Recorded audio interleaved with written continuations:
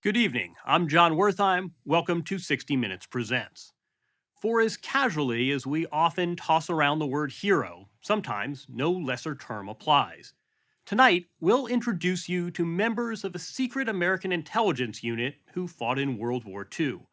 What's most extraordinary about this group? Many of them were German-born Jews who fled their homeland, came to America, and then joined the U.S. Army. Their mission? To use their knowledge of the German language and culture to return to Europe and fight Nazism. The Ritchie Boys, as they were known, trained in espionage and frontline interrogation.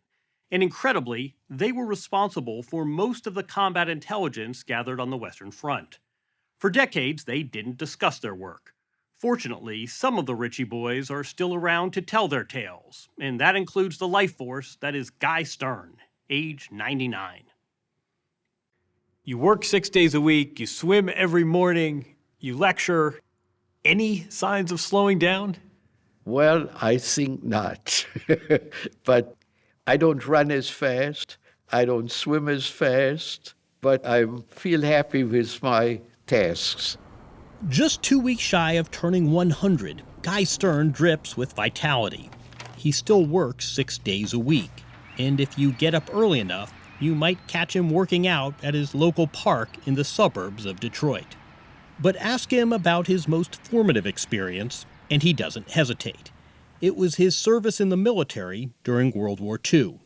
What was it like for you leaving Nazi Germany and escaping as a Jew, and the next time you go back to Europe, it's to fight those guys? What was that like? I was a soldier doing my job. And that precluded any concern that I was going back to a country I once was very attached to.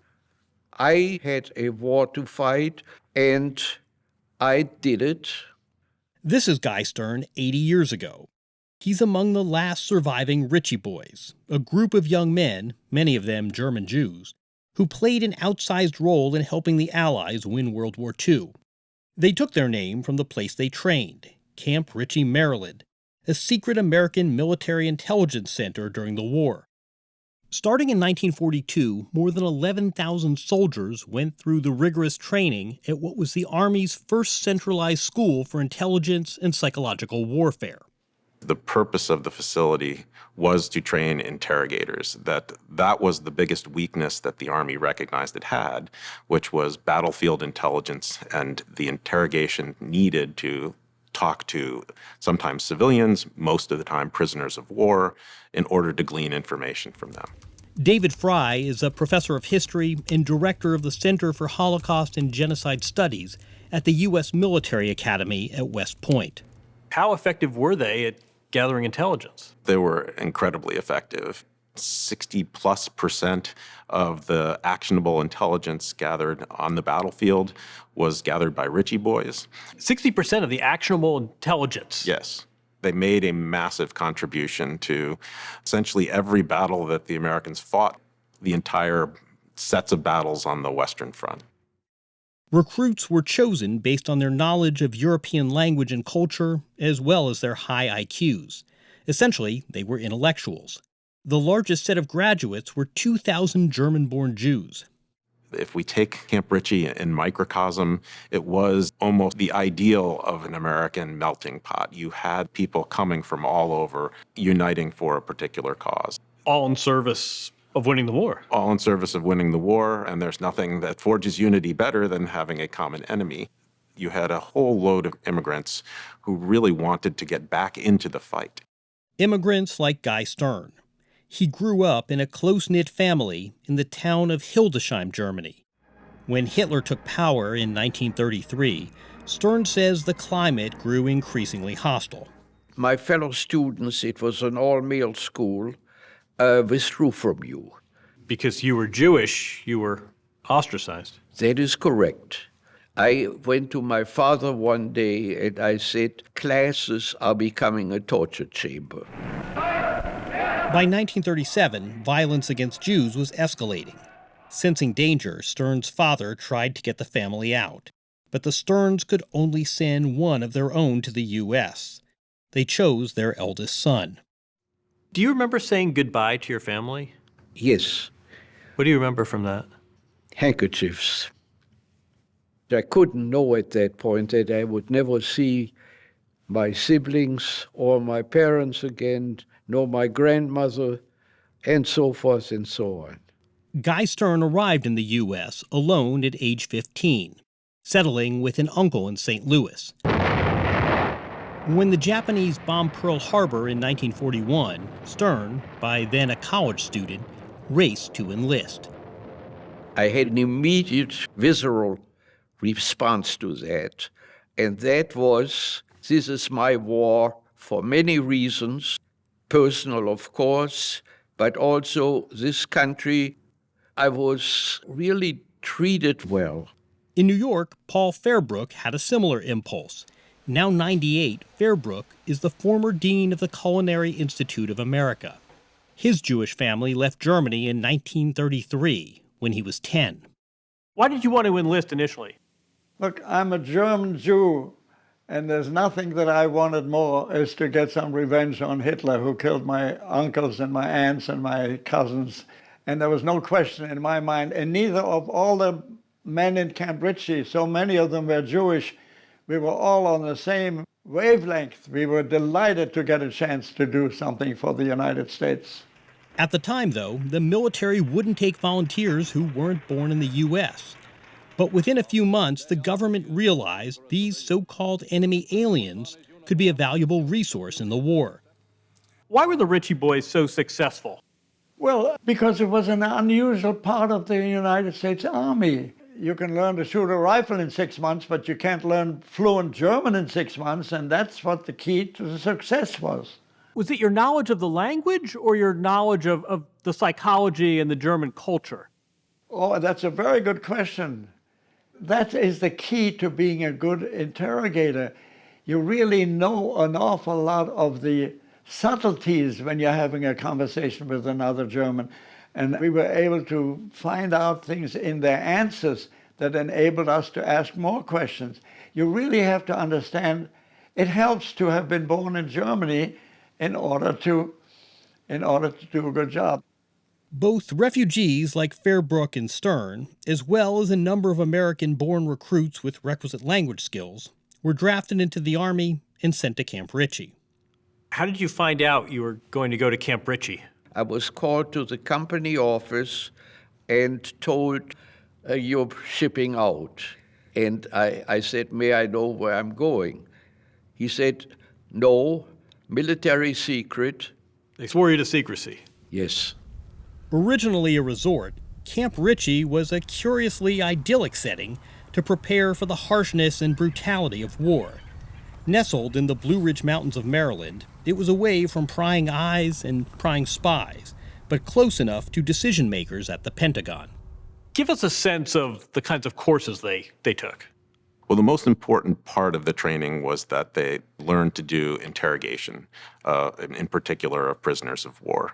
Techniques where you want to get people to talk to you. You want to convince them that you're trustworthy. You want to give them that feeling that you know who they are, they know who you are.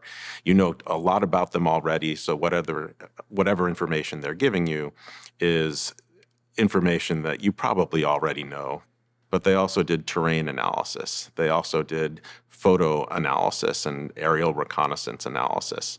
They did counterintelligence training. This is really a broad range of intelligence activities. It was a very broad range, and they did it all generally in 8 weeks. What you describe, it almost sounds like these were precursors to CIA agents. They were, in fact. Some of them were trained as spies, and some of them went on to careers as spies. My parents were pacifists, so the idea of my going to war was for them calamitous. However, they realized that it was a necessary war, especially for us. Victor Brombert, now 98 years old, is a former professor of Romance languages and literature at Yale and then Princeton. He was born in Berlin to a Russian Jewish family. When Hitler came to power, the Bromberts fled to France and then to the U.S. Eager to fight the Nazis, he too joined the army. After recruiters found out he spoke 4 languages, they dispatched him to Camp Ritchie, where strenuous classroom instruction was coupled with strenuous field exercises. They were long and demanding exercises and close combat training, how to kill a sentry from behind. I thought, I'm never going to do that, but I was shown how to do it. So physical combat training Well, as yes, well as with a intelligence. stick, you sort of swing it around the neck from behind and then pull. Among the unusual sights at Ritchie, a team of U.S. soldiers dressed in German uniforms. The Ritchie Boys trained for war against these fake Germans with fake German tanks made out of wood. Another unusual sight, towering over recruits, Frank Levitt, a World War I veteran and pro wrestling star at the time, was among the instructors. Training was designed to be as realistic as possible. The Ritchie Boys practiced street fighting in life-size replicas of German villages and questioned mock civilians in full-scale German homes. Some of the prisoners were actual German POWs brought to Camp Ritchie, so the Ritchie Boys could practice their interrogation techniques. I understand you had sparring partners. You play-acted. One had to play act with. Some of the people were acting as prisoners, and some of them were real prisoners. By the spring of 1944, the Ritchie Boys were ready to return to Western Europe, this time as naturalized Americans in American uniforms. Still, if they were captured, they knew what the Nazis would do to them. Some of them requested new dog tags, with very good reason. This dog tag says Hebrew. Did your dog tag identify you as Jewish? I preferred not having it. I asked them to leave it off. You didn't want to be identified as Jewish going back to Western Europe. Europe. I knew that the contact with Germans might not be very nice. On June 6, 1944, D-Day, the Allies launched one of the most sweeping military operations in history. A mighty onslaught of more than 160,000 men, 13,000 aircraft, and 5,000 vessels. We were on a PT boat taking off from Southampton, and we all were scared. We were briefed that the Germans were not going to welcome us greatly. As a Jew, I knew I might not be treated exactly by the Geneva rules. Divided into six-man teams, the Ritchie Boys were attached to different army units. Their job? To provide battlefield intelligence. When they landed on the beaches of Normandy, Wehrmacht troops were waiting for them, well-armed and well-prepared. Victor Brombert was with the 1st American Armored Division to land on Omaha Beach. He is still haunted by what he experienced that day. I saw immense debris, wounded people, dead people. I remember being up on the cliff the first night over Omaha Beach, and we were strafed. And I said to myself, now it's the end, because I could feel the machine gun bullets. Is that when you first realized, I'm in a war here?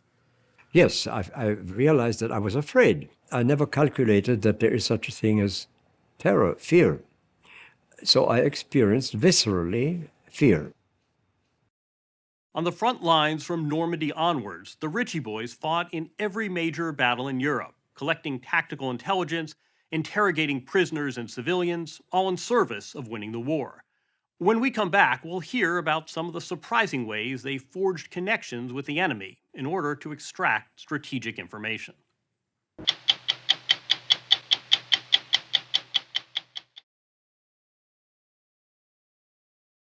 In 1944, the Ritchie Boys headed to Europe to fight in a war that was for them intensely personal. They were members of a secret group whose mastery of the German language and culture helped them provide battlefield intelligence that proved pivotal to the Allies' victory. The Ritchie Boys landed on the beaches of Normandy on D-Day and helped liberate Paris. They crossed into Germany with the Allied armies and witnessed the horrors of the Nazi concentration camps. All the while, they tracked down evidence and interrogated Nazi criminals later tried at Nuremberg. It was also in Europe that some of them, like Guy Stern, learned what had happened to the families they left behind. This is it. They're on the beach. By the summer of 1944, German troops in Normandy were outnumbered and overpowered. The Allies liberated Paris in August. The date was August 25th. And drove Nazi troops out of France. But Hitler was determined to continue the war. In the Ardennes region of Belgium, the Germans mounted a massive counteroffensive, which became known as the Battle of the Bulge. I see a tent in the background of that photo right in front of you. Yes, that's my interrogation tent. So this is you on the job. You're in Yes, Belgium? doing my job interrogating, right. Amid the chaos of war, Guy Stern and the other Ritchie Boys had a job to do. Embedded in every army unit, they interrogated tens of thousands of captured Nazi soldiers, as well as civilians, extracting key strategic information on enemy strength, troop movements, and defensive positions. They then typed up their daily reports in the field to be passed up the chain of command. Our interrogations, it had to do with tactical, immediate concerns. And that's why civilians could be useful and soldiers could be useful. Where is the minefield? Very important, because you save life if you know where is the machine gun nest? How many machine guns do you have there? Where are your reserve units? And if you don't get it from one prisoner, you might get it from the other. 98-year-old Victor Bromberg says they relied on their Camp Ritchie training to get people to open up. We improvised according to the situation, according to the kind of unit, according to the kind of person we were interrogating. But certainly what did not work was violence or threat of violence. Never. What did work is complicity.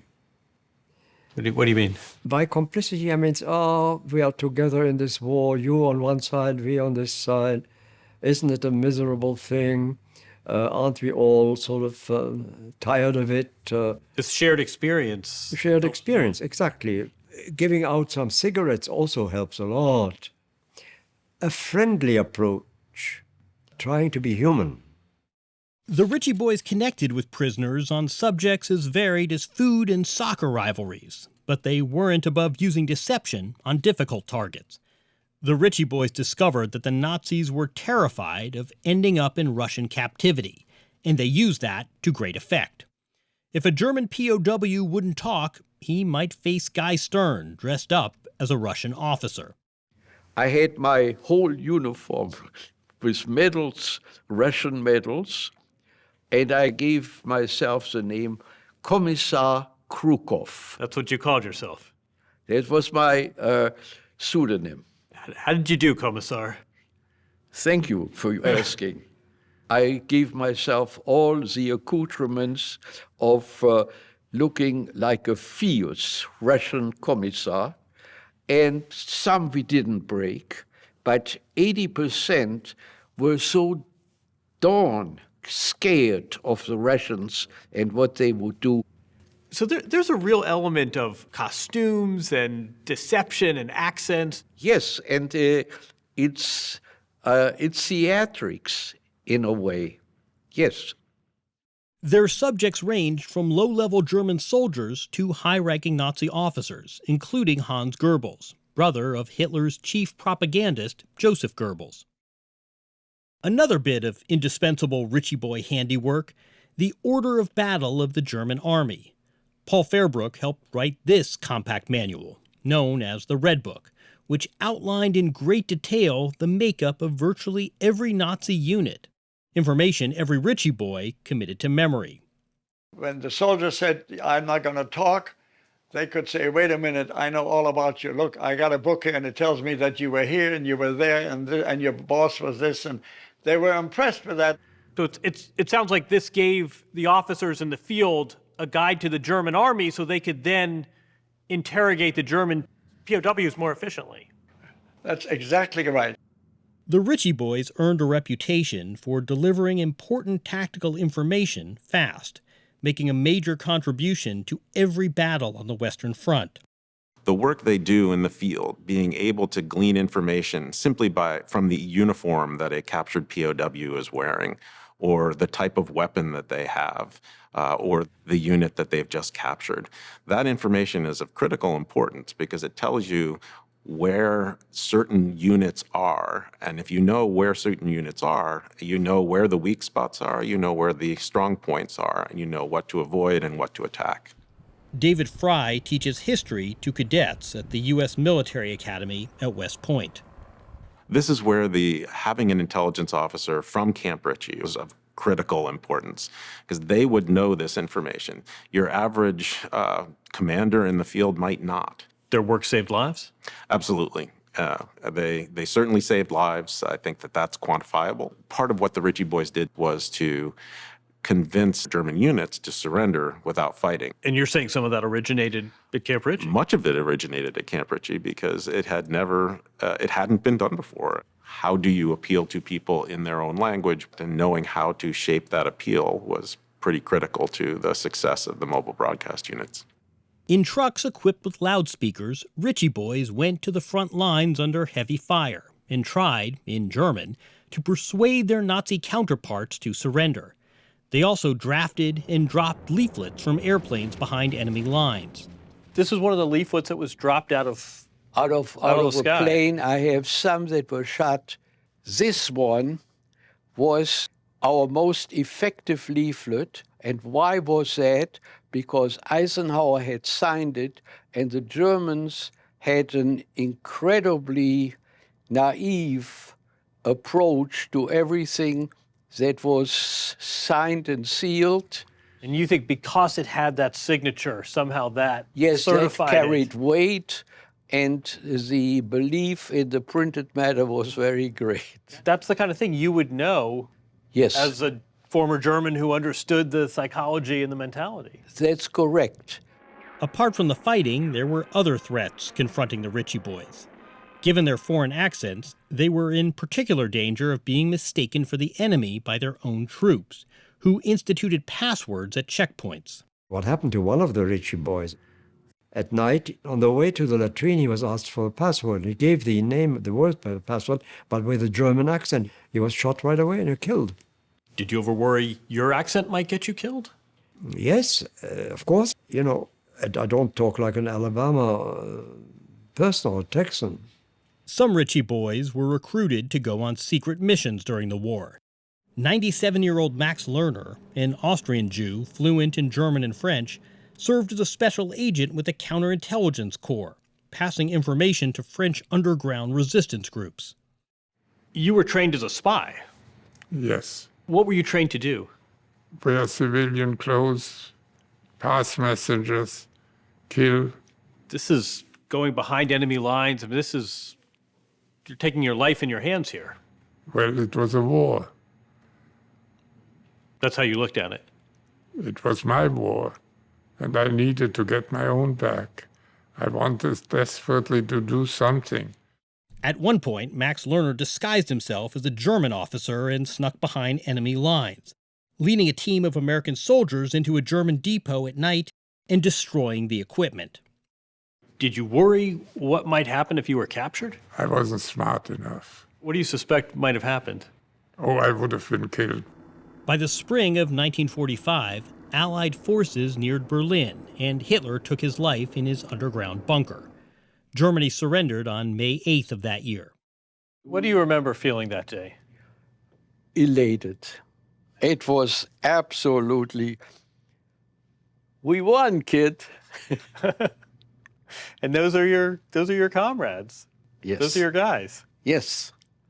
But joy turned to horror as Allied soldiers, and the world, learned the full scale of the Nazi mass extermination. Guy Stern recalls arriving at Buchenwald concentration camp 3 days after its liberation, alongside a fellow American sergeant. We were walking along, and you saw these emaciated, horribly looking, close to death people. And so I fell back behind because I didn't want to be seen crying to a hardened soldier. And then he looked around to look where I was, how I was delayed. And he, this good fellow from middle of Ohio, was bawling just as I was. A few days later, Stern returned to the place of his birth, hoping to reunite with his family. But Hildesheim was now in ruins. A childhood friend described to Stern how his parents, younger brother, and sister had been forced from their home and deported. They were killed either in Warsaw or in Auschwitz. None of my family survived. I was the only one to get out. Did you ever ask yourself, why me? Why were you the one that made it to the United States? Yes, even last night. And I said, well, in slang, there ain't nothing special about you. But if you were saved, you got to show that you were worthy of it. And that has been the driving force in my life. There's a way to honor your family that perished. Yeah. After the German army's surrender, Guy Stern and the other Ritchie Boys took on a new assignment, hunting down top Nazi officers responsible for the atrocities that killed so many, including many of their loved ones. When we come back, we'll hear about some of the surprising ways Guy Stern and the other Ritchie Boys were able to identify suspected Nazi war criminals, many of whom later stood trial for crimes against humanity at Nuremberg.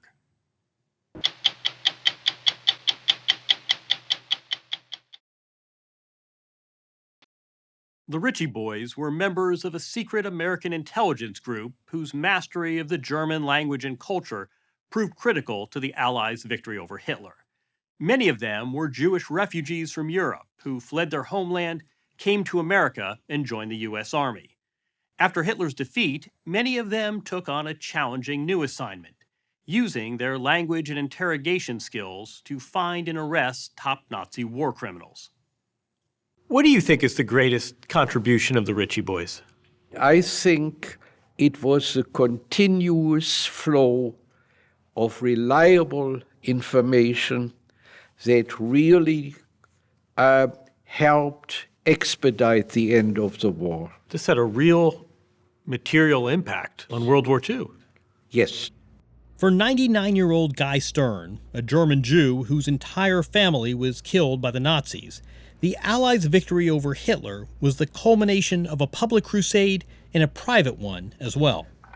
Defeating the Wehrmacht and the Waffen-SS and all the fancy troops they had was a satisfaction, both as a team member and as a personal satisfaction. The very aspect of these SOBs now being at my command give me also some personal satisfaction. After Germany's surrender, the Ritchie Boys took on the difficult task of identifying and tracking down Nazi criminals. Longtime Yale and Princeton professor Victor Brombert helped enact the official Allied policy of removing Nazi influence from German public life, known as denazification. So in May of 1945, Germany surrenders and you're assigned to the denazification process. What did that entail? We were supposed to arrest important Nazi officials, not just any Nazi party member. It was very, very hard, very difficult, very rare to have a German denounce another German at that point. Now, is it because they were afraid that the Nazis might come back, that it's not over, or is it just a habit or habit of obedience or dignity? I don't know. And at great effort, we found people, we arrested them.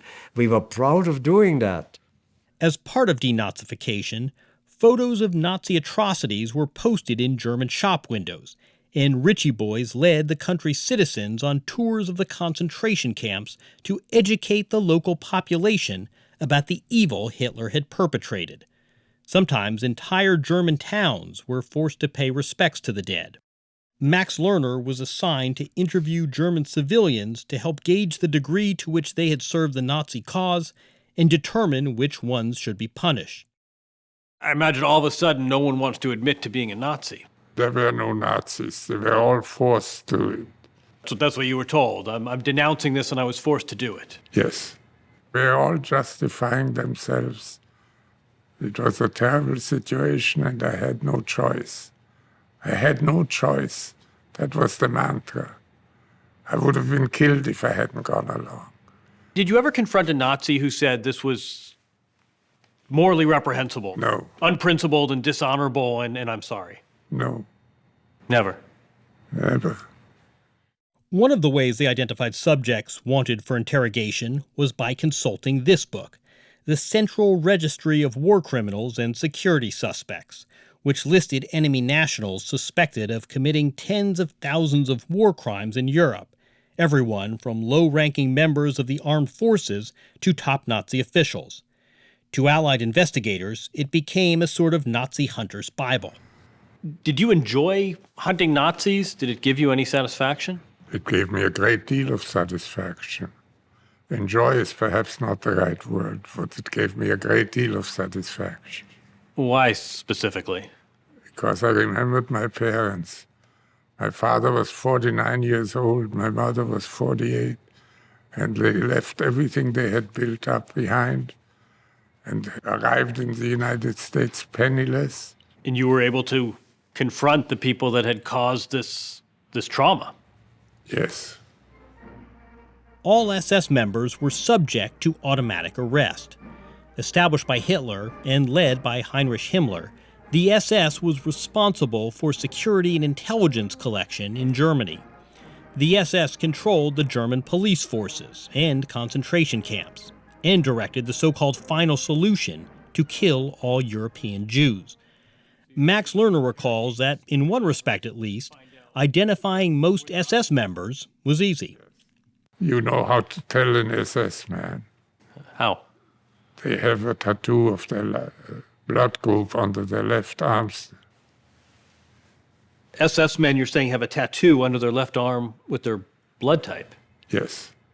Or they had an effort to erase it. The purpose of the tattoo was to identify a soldier's blood type in case a transfusion was needed, or if his dog tags went missing. Max Lerner recalls being put in charge of one prominent captured German prisoner at a jail in Wiesbaden, Germany. That was Julius Streicher, the founder and editor of the Nazi paper Der Stürmer, and one of the country's leading anti-Semites. He spent several days in my jail, and I made sure he knew that it was a Jew who controlled him. You let him know you were Jewish? Oh, yes. Streicher was later tried and convicted at the International Military Tribunal at Nuremberg, where concentration camp survivors who bore witness to the mass murder faced down their Nazi tormentors. Dozens of Ritchie Boys worked at the Nuremberg trials as prosecutors, interrogators, and translators. Ritchie Boys also collected evidence which led to the prosecution of many high-ranking Nazis, including Hermann Göring, head of the Luftwaffe, Rudolf Hess, Deputy Führer to Adolf Hitler, and Wilhelm Keitel, chief of the Wehrmacht, Germany's armed forces. The evidence relating to war crimes has been overwhelming in its volume and its detail. All were convicted for their crimes, and many were executed. After the war, Guy Stern and the other Ritchie Boys were celebrated for their achievements. The Bronze Star was given to me right at the end of hostilities. This is a good conduct medal, which I'm not really entitled to. And this year is the European Theater of Operations medal with 5 battles in which I participated. Do you consider yourself a hero? God, no. I tell you, when we landed on Omaha Beach, the whole heights had been occupied by the German artillery, and I looked up on those heights, and there were our American soldiers in full occupation on the day D+3, and I said to myself, that can't be done. And to take those heights against heavy firing, going up those steep cliffs. And of course, it had been done. The evidence was before us. Those were the heroes. Guy Stern returned to Normandy in 2016 to pay his respects to the more than 9,300 men buried in the American cemetery there, on the bluff overlooking the hallowed beach. Did the Ritchie Boys redefine what it means to be a soldier and contribute to a military? I think they did, because they served in so many different capacities. History professor David Fry runs the Center for Holocaust and Genocide Studies at the U.S. Military Academy at West Point. There were Ritchie Boys that were in the first wave on the first day at D-Day. There were Ritchie Boys who were in POW camps embedded and gathering information in the United States. Some didn't even go over to Europe. There were Ritchie Boys who were in virtually every battle that you can think of, and some actually suffered the worst fate. There were two who were actually captured at the Battle of the Bulge, and when their identity was discovered, they were summarily executed by the Germans that had captured them. Because they were Jewish? Because they were Jewish. Wehrmacht Captain Kurt Bruns, convicted by a military tribunal of ordering the murder of those two Ritchie Boys, was executed by a firing squad in June 1945. After the war, the Ritchie Boys continued their work. 98-year-old Paul Fairbrook helped set up the German military documents section at Camp Ritchie, a vast catalog of more than 20,000 captured German documents. They sent us back to Camp Ritchie, and they created something that I call the equivalent of the Library of Congress. We got a lot of German prisoners who were willing to help us catalog all those documents. The project detailed every aspect of the German army's operations during the war, including how they were structured, how they mobilized, and how they used intelligence. The U.S. War Department used this collection of German documents to study Germany's battles with the Soviets on the Eastern Front, in order to be better prepared for any future conflict with Russia. So there's all sorts of impact years and years and years after the war from this camp in Maryland. Right. It was not only that short-term impact on the battlefield, it was an impact on war crimes, then shaping the Cold War era. They really played a significant role. After the war, Guy Stern, Victor Brombert, Paul Fairbrook, and Max Lerner came home, married, and went to Ivy League schools on the GI Bill. Guy Stern became a professor and taught for almost 50 years. They all rose to the top of their fields, as did a number of other Ritchie Boys. I understand there's some Ritchie Boys became fairly prominent figures. There are a whole variety of prominent Ritchie Boys. It turns out that author J.D. Salinger was a Ritchie Boy. So was Archibald Roosevelt, grandson of Theodore Roosevelt, as was philanthropist David Rockefeller and media baron and billionaire John Kluge. Some became ambassadors. Others were actually really important in American science. And notably, Professor Fry says, more than 250 Ritchie Boys continued to work in the field of intelligence after the war, becoming professional spies. Many of those who trained at Camp Ritchie actually did go on to the OSS, the precursor to the CIA. That meant that the people who learned their craft at Camp Ritchie played a significant role in setting up what eventually became the CIA. How do you think we should be recalling the Ritchie Boys? I think we look at this group and we see true heroes. We see those who are the greatest of the greatest generation. These are people who made massive contributions, who helped shape what it meant to be American, and who, in some cases, gave their lives in service to this country. This is a remarkable story. Why do so few Americans know about this? Because it involves military intelligence, much of it was actually kept secret until the 1990s. A lot of what was learned and the methods used are important to keep secret. And only in the early 2000s did we begin to see reunions of the Ritchie Boys. Now in their late 90s, these humble warriors still keep in touch, swapping stories about a chapter in American history now finally being told. What is it like when you get together and reflect on this experience going on 80 years ago? We always find another anecdote to tell. You have a smile on your face when you think back. Yes, this is what happened. It was hard for us not to notice that beyond the stories runs a deep sense of pride. You bet your life I'm proud of the Ritchie Boys. It was wonderful to be part of them. I was proud to be in the American Army, and we were able to do what we had to do. I don't think we're heroes, but the opportunity to help fight and win the war was a wonderful way. I can look anybody straight in the eye and I said, I think I've earned the right to be an American. And that's what it did for me.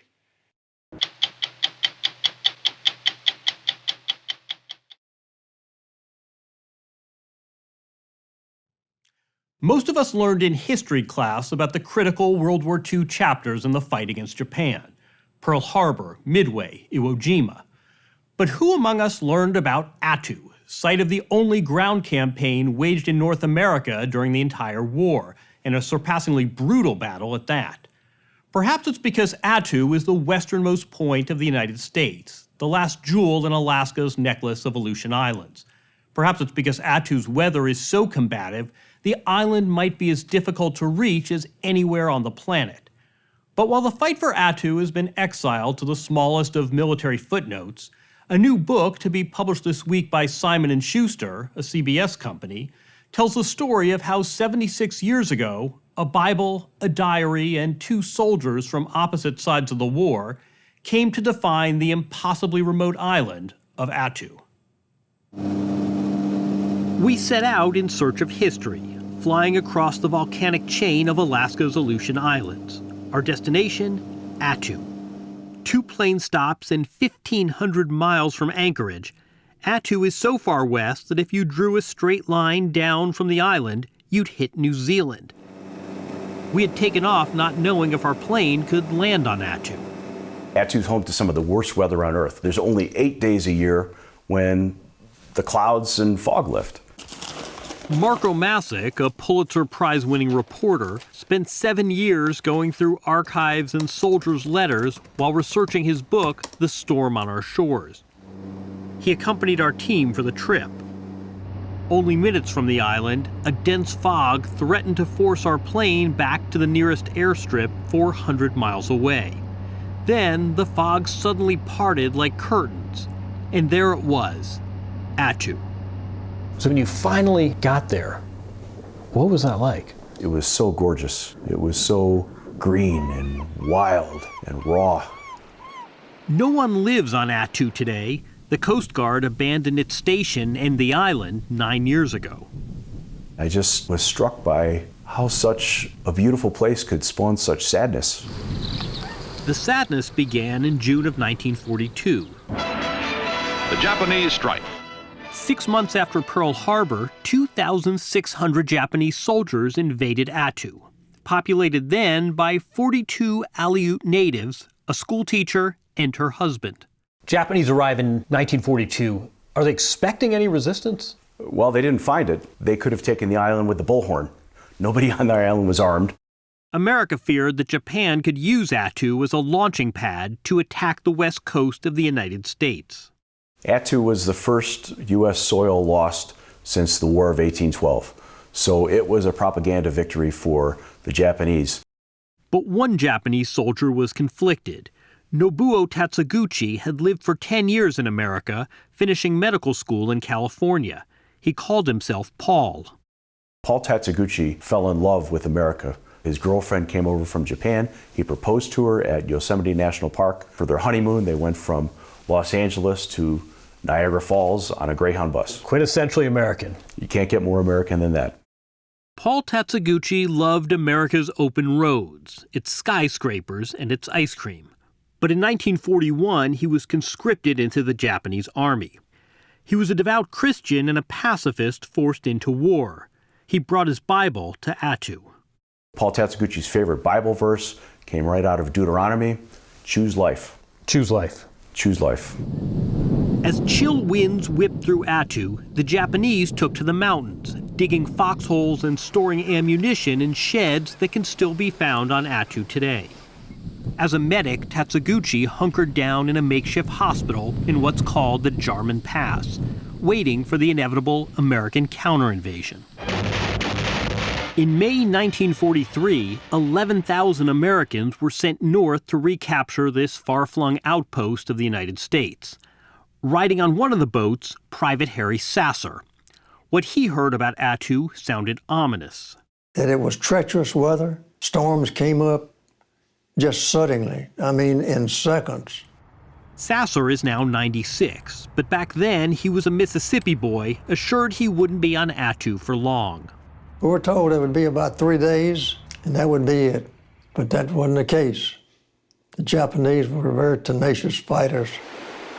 The primary force of U.S. troops landed on this beach. So U.S. troops land on the shore, your adrenaline's pumping, you're expecting to be shot, and instead, nothing. All they find is black muck.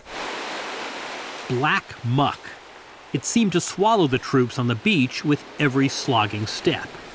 The Japanese were hiding in the mountain fog, their snipers waiting to pick off the Americans once they crawled up the valley. The Japanese would follow the fog up and down. For U.S. servicemen, they said it was like trying to shoot birds out of a cloud. Paul Tatsuguchi began writing a diary. On the second day of the battle, he noted, "Took care of patients during bombardment. Our desperate defense is holding up well."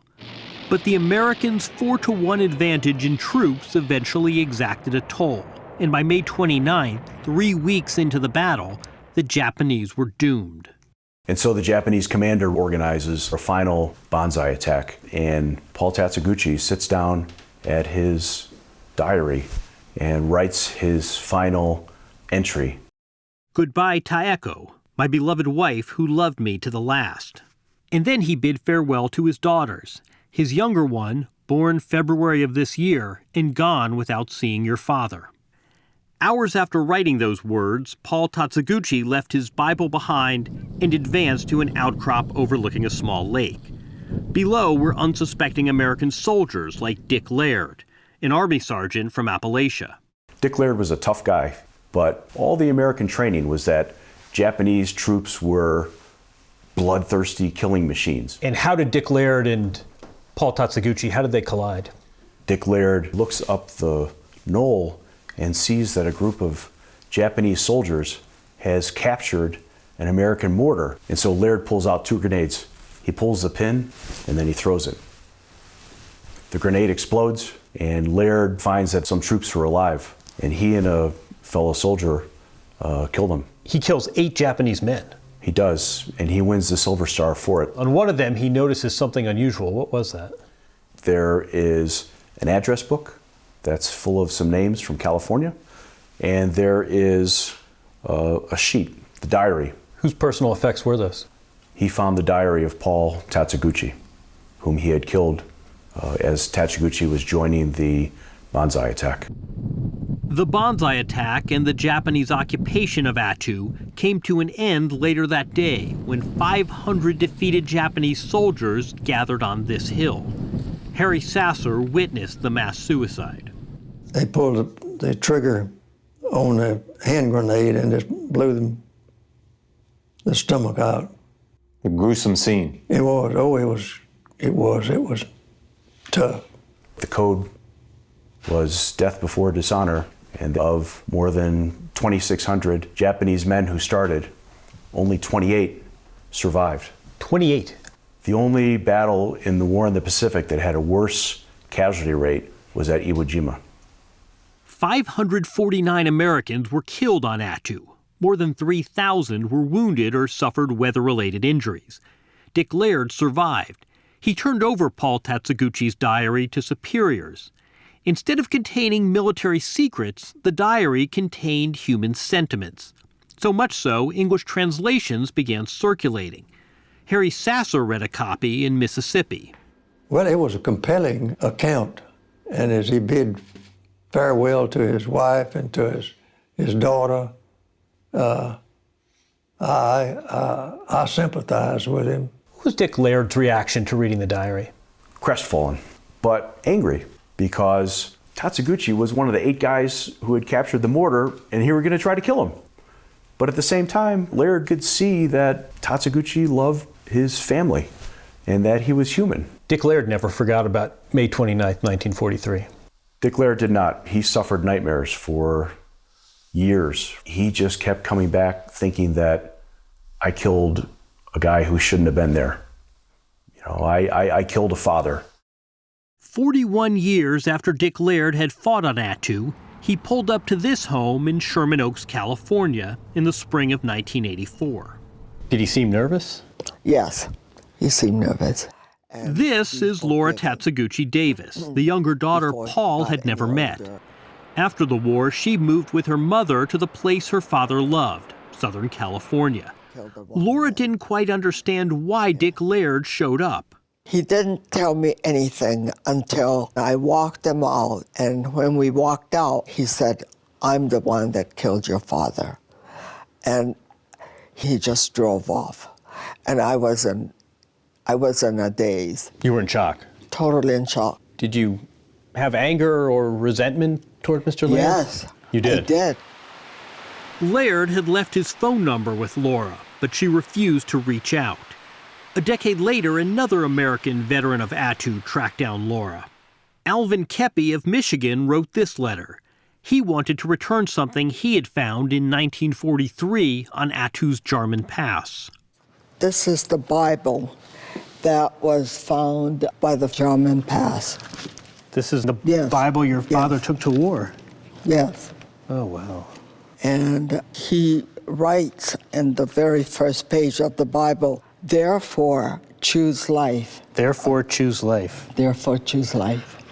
This is the Bible that gave him strength when he went off to war. I think so. What's it like for you holding that?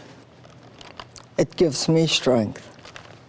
The Bible is now housed at the Japanese American Museum in L.A. Tucked inside the Bible are reminders of what Paul Tatsuguchi lost.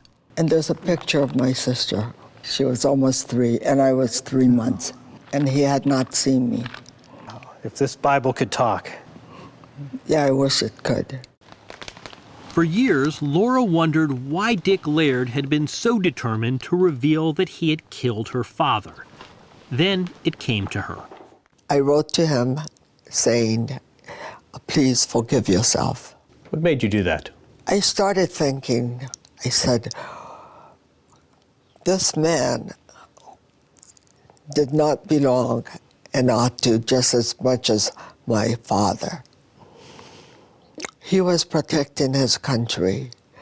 He had to protect himself. You wrote to him, "None of you should have been there, but you were, and that fact cast upon you terrible duties you discharged the only way you could. What happened, happened. You were not at fault." He was not. You wanted to free him. Yeah, and I was the only one that could. Laird said that he read the letter and he cried. And he said it was the first time in a long time that he slept without nightmares. And most improbably, Laura and Dick Laird became friends, meeting often in Tucson, where her son attended school and Dick Laird had retired. He said, "I killed the wrong man," This is how he felt. Was it almost like he felt he killed another American? Yes. Dick Laird died in 2005. As for Paul Tatsuguchi, near the spot where he was killed on Attu, a monument to peace was erected by the Japanese government. Signs of the American presence still abound. So do signs of a battle lost to the rust of history.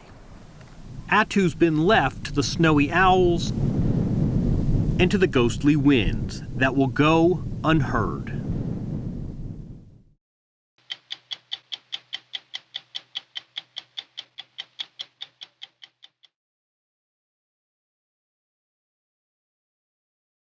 It's well known the French government collaborated with the Nazis during World War II, helping send tens of thousands of Jews to their deaths.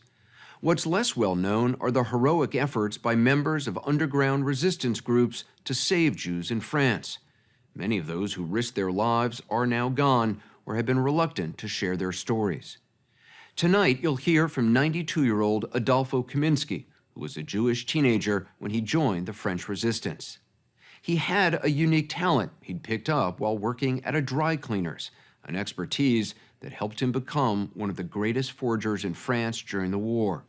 Incredibly, he and the resistance networks he worked with created fake identity documents that helped save the lives of as many as 14,000 Jewish men, women, and children. June 1940, Hitler smashed through the western defenses and overran France. Hitler's army entered Paris with a massive show of force. German troops marched past the Arc de Triomphe and raised the Nazi war flag over a stunned city. Hitler personally attended the surrender ceremony. The Nazis took control of Paris, but relied on French authorities and police to begin to identify Jews and round them up. As part of Hitler's final solution, tens of thousands of Jews and others targeted by the Nazis in France were arrested and loaded onto trains bound for Auschwitz and other concentration camps. French resistance networks tried to save as many Jews as possible, especially children, giving them fake identity papers and smuggling them across the border or hiding them in farms, schools, and convents in France. Adolfo Kaminsky was just 18 when he began to work as a forger for the resistance. We had to move very quickly and help these people disappear before they were arrested. So it was just racing against the clock, and actually I called it racing against death. That's what you were doing? Yes, day and night. Kaminsky still has some of the fake documents he made: identity cards, passports, food ration cards, and birth and marriage certificates. This is one that was fabricated. This is one that was made for this person. So this is your work? This is fake? That's all my work. It's all false. It's incredible. Oh, yes. That's my writing. Everything.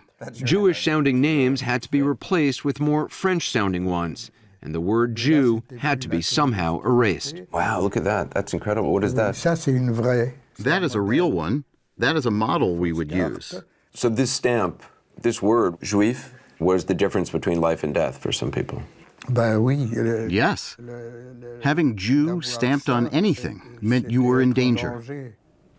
Two of the Jewish children who were saved by the resistance network Kaminsky worked for are Edith Mayer and Sarah Miller. Edith was 15 when she was forced into hiding after her father and brother were sent to Auschwitz. What sort of documents did you need in order to be able to live? Well, in France at the time, you were nothing if you didn't have ID. So I had to have a birth certificate, and I had to have a carte d'identité, a pièce, an identity card. She showed us a copy of the fake birth certificate that saved her life. They gave you a new name. They gave me a new name. So instead of Edith Meyer, I became Elise Maillet, which sounds more French. And my fake father was Jules Maillet, and my fake mother was Eliane Marie Chauvin. It was critical that the papers be absolutely correct. Absolutely. If the forger made a mistake. Yeah, you were done for. Sarah Miller used her fake papers to get a job when she was 16, hiding in plain sight, working as a salesgirl in a store frequented by Nazi troops. You were interacting with German soldiers all the time at work. I tried my best to speak as little as possible. Obviously, if they had known you were Jewish. Believe me, they would have come and picked me up and sent me to the camp. That's for sure. But they didn't know. When was the last time you came back here? Adolfo Kaminsky took us to the street where he ran his secret lab right under the nose of the Nazis. It was located in a narrow attic room in the center of Paris, just blocks from the Cathedral of Notre Dame. There, Kaminsky and 3 others used chemicals and other tools of the forging trade to create and alter documents, all the while avoiding detection by pretending they were artists. The neighbors thought we were painters. We had paintings on the walls and paintbrushes and all kinds of colors. Using everyday items like this sewing machine he still has, he created perforations and stamps. He salvaged metal from junk shops and used wood blocks and inks to create rubber stamps. He also manufactured paper and reproduced watermarks, letterheads, and official signatures. You can make the document and the signature, but also the stamp and even the raised watermark? Oui, bien sûr. Oh, yes, of course. And the pipe? The pipe was to print with this. So you would apply the ink, and you would put a piece of paper there, and you rub it. And then there you go. And just do this. It was perfect. His secret lab would become one of the biggest suppliers of forged documents for Jews in France, producing, he says, as many as 500 a week. One of the people who worked with him is 93-year-old Susie Shidloff. We met her in a small town near Bordeaux where she has an art studio. Was he a great forger? He did incredible things. He had a sort of genius. First, to find very, very simple answers to problems, and also to learn things that other people learned years to learn it in a few days. Shidloff was 19 years old and a fine art student when she joined the resistance with her sister Herta. She says they spent such long hours in the clandestine lab with Kaminsky that she often fell asleep at her workstation. In the lab, what was your job? Everything which has to do with drawing, with imitating handwriting. She also drew stamps, or in many cases, partial stamps, because they looked more realistic. Like somebody had just stamped quickly. Yeah. That sounds difficult. No, it's art. It's amazing when you think back to how young you all were and how brave. I think it's much easier not to be afraid when you are very young. They all knew the risks, but Shidloff says Kaminsky in particular was determined to take them. It so fits with his character. He could not stand people being oppressed and not being free, and false papers give you the freedom. Nobody knew that better than Adolfo Kaminsky. When he was 18, his family was arrested and sent here to Drancy, a concentration camp in the suburbs of Paris. Miraculously, after 3 months, they were released. Though they were Jewish, they had Argentinian citizenship, and at the time, Argentina was neutral in the war. But in Drancy, Adolfo witnessed countless others being put on trains and sent to Auschwitz. For 3 months, every week, I saw 1,000 people be deported. It was horrible suffering. When you saw people going onto trains, did you know what it meant? Yes, we knew. In fact, everyone knew deep down. There were some people who didn't want to believe it, but everyone knew. There was just a huge, unimaginable quantity of people murdered. Were there German soldiers everywhere? After being released from Drancy, Kaminsky's father decided the family should split up and adopt false identities. He sent Adolfo to pick up their new papers from a member of the resistance. That fateful meeting took place here in front of the Sorbonne University. When the man from the resistance learned that Kaminsky had worked at a dry cleaner's and knew how to remove stains, he got excited. And he said, "Dry cleaner? Do you know how to work with colors? And do you know how to bleach ink?" And I said, "Yes." The resistance had been desperately trying to figure out how to erase a permanent blue ink from official documents. Kaminsky knew the chemical that could do the trick: lactic acid. When you realized lactic acid could work to remove this blue ink, how important was that? It was very important because that enabled us to use existing identity documents, existing papers that were real, and you could erase things from them without leaving any trace. It was at that meeting that Adolfo Kaminsky decided to join the resistance. When he asked you to join, you weren't frightened? Afraid of what? Afraid of what? The risk was the same if you did nothing. So, at least working in the resistance, I could fight. I was fighting for humanity. When you realized what he had done during World War II, what did you think? I was amazed. I was amazed. I didn't understand why he didn't want to talk about it. Parce que là, par exemple, t'as les tampons de la police. Adolfo Kaminsky's daughter, Sarah, says she first heard about her father's heroic work when she was in high school. But it took years before he could talk with her about the horrors of the occupation and the memories of trying to save people from being deported to concentration camps. He still feels guilty. That he survived and the others didn't. Yes. If I couldn't have saved so many people, I wouldn't have survived myself. Most of my friends who were survivors ended up committing suicide. It's just really tough. So many people were treated like animals with no respect. It's just really hard to bear. By saving others, you saved yourself. Absolutely. Sarah Kaminsky wrote a book about her father, and they share his story with high school students throughout France. Do you feel like you know your father now? I do. Now, yes, I do. And you're proud of him? I'm very proud of him. Very. I'm always asking myself, what would I have done? If you were in his shoes? Yes, I'm sure that I would not have had his courage. There's not many people who would have. Yeah, I'm sure of that. What I like in his story is that a few people can make a difference in front of big armies. So it gives a lot of hope, I think. In all, 76,000 Jews in France were sent to death camps during the war. Only about 2,500 of them survived. Edith Mayer and Sarah Miller, who went into hiding, eventually were smuggled into Switzerland. To this day, they don't know if it was Adolfo Kaminsky or one of his colleagues who made their false papers. What would you say to Adolfo Kaminsky or to the other forgers? They have my eternal gratitude. They saved your life? Absolutely. Absolutely. Without papers, you were as good as dead. Absolutely, I agree with her. They saved my life.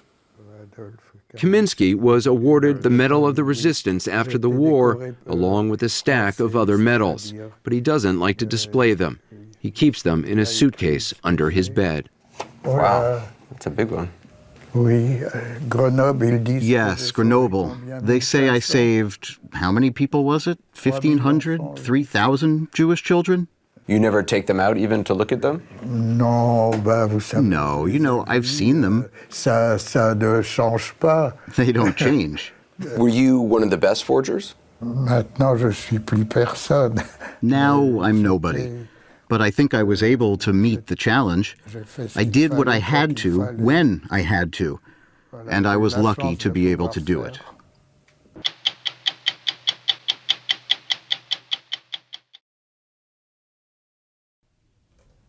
You'd have to be a hermit to not know that tomorrow, June 6th, marks the 50th anniversary of D-Day, the Normandy invasion. It's a time of remembrance of things past, of tragic loss and triumphant victory. Television shows use nostalgic pictures of planes and weapons that seem puny by comparison with today's lethal arsenals. But there was one weapon that was remarkable by any standard. It didn't kill people, it listened to them.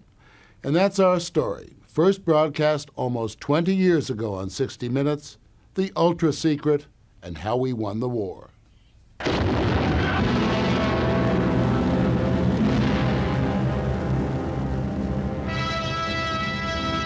It is 1940. The Germans have swarmed over Europe. The British Army has just been evacuated, battered, from the beaches of Dunkirk. It is not a question of Britain winning the war. It is a matter of survival. And no man is more aware of that than Winston Churchill, spending his days and nights down here beneath the pavement of Parliament Square in the bomb-proof war room. Not much stands in the way of Hitler but a small Royal Air Force and an antiquated Navy. Well, that's the conventional history of the time. But there is one more thing that only Churchill and a few others down here know about, and it will make the difference. A thing that will not only change the course of history, but now 30 years later will make us all rewrite that history. A secret so secret it is only being talked about now. A secret so secret it was known as the ultra-secret.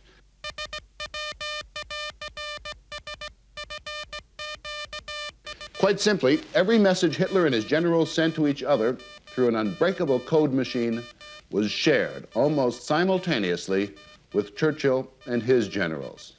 The unbreakable German code was broken. It all started here, 50 miles north of London, at Bletchley Park, in this Victorian mansion that is just ugly enough to be the set for one of those Gothic horror movies. But it once housed some of the best brains that Britain and the United States could muster, an eccentric collection of musicians and chess players and mathematicians and crossword puzzle addicts, curious people whose idea of fun was to set themselves impossible problems and then proceed to solve them. Most of them in their 20s, most of them plucked out of Oxford and Cambridge to do their bit in solving the most complicated crossword puzzle that man had yet devised. But all that genius would have been useless without this cipher machine, smuggled out of Germany in bits and pieces in 1939. It's the Enigma machine, and no device was more aptly named. This is the first time it's been publicly demonstrated. 3 different intelligence agencies tried to prevent us from showing it. We agreed not to reveal how we came by these pictures or whose machine this is. When the British first got it, they were dismayed by its possibilities. It's not a transmitter, it only encodes and decodes messages. An ordinary typewriter keyboard. 3 rotating cylinders, each with a full alphabet on them, would be randomly set each day. These would move as each key was punched, something like a slot machine, and this would scramble the message. And down below, the truly diabolical part of Enigma, a plug board marked up A to Z that can randomly scramble the already scrambled message even further through a maze of sophisticated electrical circuits that are advanced even by today's standards. This is still classified information in a number of countries. When the operator punches a key, a light on the alphabetical panel just above the keyboard lights up. So given the scrambling effect, if he presses, say, F, C might light up. Press F again, V might light up. Press F yet again, and R might light up. So if he punches, say, MORLY SAFER, PRLQM, RNGSP might appear on the panel. He would then send it by Morse, ordinary dots and dashes, meaningless jumbles of 5-letter groups. That jumble, when typed up on the receiving Enigma machine, set with a matching plugboard and rotors, would translate the message into plain language. Let it be said, though, that those curious characters out at Bletchley had their hands full, especially when later the Germans were changing the Enigma settings every hour. And so here in Hut 3 at Bletchley Park, they were breaking the settings and the codes from Hitler, his field commanders, and the enormous submarine fleet within minutes. The man in charge of securing that whole operation that would eventually employ 30,000 specialists is Fred Winterbottom, who looks for all the world an English country squire. Today he quietly tends his farm along the rocky coast of Devonshire. But before World War II, he was a spy who wormed his way into friendship with the German High Command and even knew Hitler. And it was Winterbottom who passed on Ultra, Hitler's intercepted messages, to Winston Churchill. How important did Churchill regard Ultra and its information? Absolutely as vital. In fact, he went so far as to let it be known, and I received this through my chief, that if anybody was found letting this secret out, they would be shot. The martyred city of Coventry. Amid the wholesale wreckage of a noble city, crushed by the... Through Ultra, Churchill had advance warning of the Germans' intentions to bomb the city of Coventry.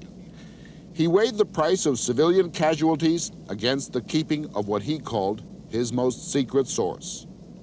For the attempt to evacuate the city would surely have alerted the Germans that their code had been broken.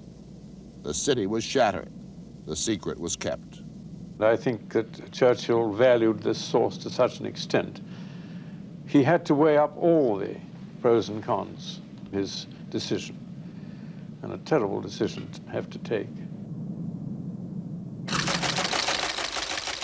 Having all the Ultra information was useless without the people to process it. The British threw out a great net and caught an odd assortment of code breakers, but they needed people to evaluate the intelligence. Peter Calvacaresi was a brilliant young German scholar who just left Oxford. Today, he is editor and chief executive of Penguin Books, Britain's biggest publishing house. Once you have it in German, is the job finished, or do you have to then decode the German? You've then got to interpret the message. This is the intelligence function. It's not even jargon, it's just a series of figures. You see, it says 1, 117, 2, 15, 3, 9,023, whatever it is. Now, unless the chap who's receiving it knows that 1 means something, 2 means something, and 3 means something down to 10 or 20 or whatever it is. But you have got to reconstruct over a period, by looking at these things very carefully, what 1 stands for, and 2 and 3. Once you've done that, then you know that 1 is the number of aircraft serviceable, 2 is the number of gallons of petrol that you've got, whatever it may be. Now, it's extremely useful to know that the enemy on the following day has a unit which is supposed to have 36 aircraft, but in fact has only got 17, and 5 of them can't fly. In the end, how decisive do you think was Ultra? I would say that it was the decisive element in the Battle of the Atlantic, and that this is extremely important because the Battle of the Atlantic was obviously decisive about the war as a whole. In 1940 and 41, German U-boats ruled the Atlantic. The loss in supply ships to Britain, an isolated Britain, became unsupportable. The war was clearly being lost.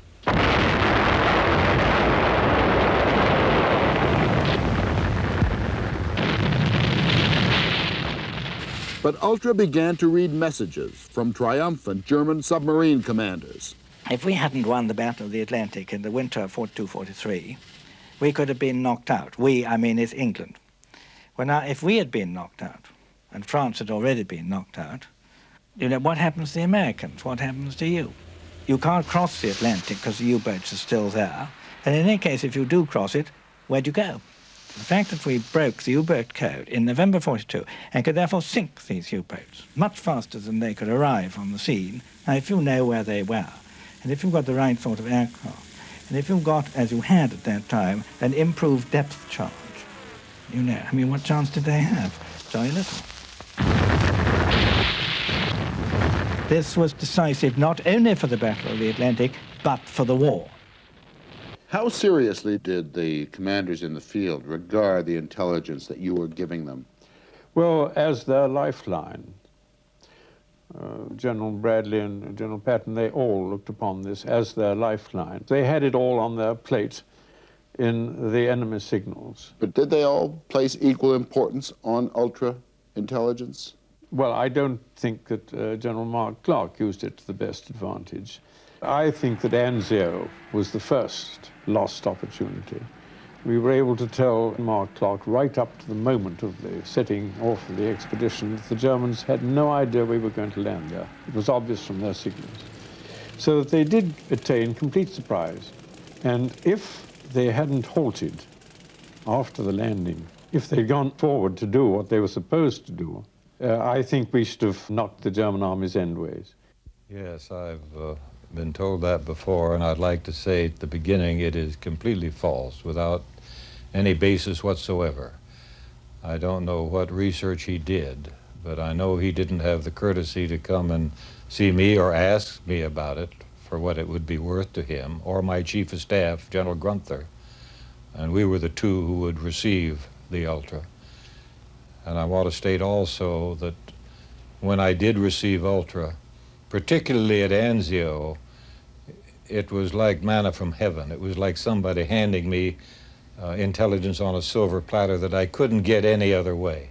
And the fact that I got word, intercepted a message that Hitler had sent to his commander, that now that the Allies have landed at Anzio, it is our chance to drive them into the sea and drown them. And it was shocking to me, because I knew the inadequate force that I had been required to go in with. And these messages that I got from Ultra indicated that 8 divisions of Germans were going to concentrate on us rapidly. And the only action to take was not to advance further out, where we would be sawed off, but to advance to where we could get a good defensive line and dig in and hold on, which we did, and then reinforce, and then move forward and attack and capture Rome as we did.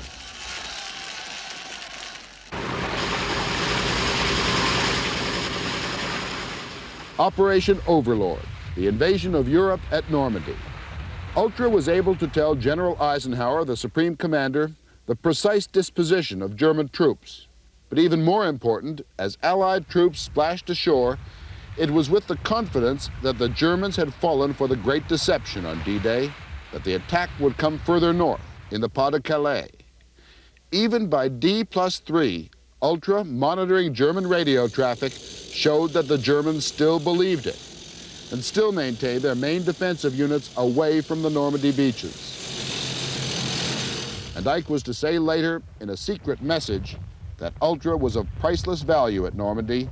It saved thousands of Allied lives and was decisive to victory.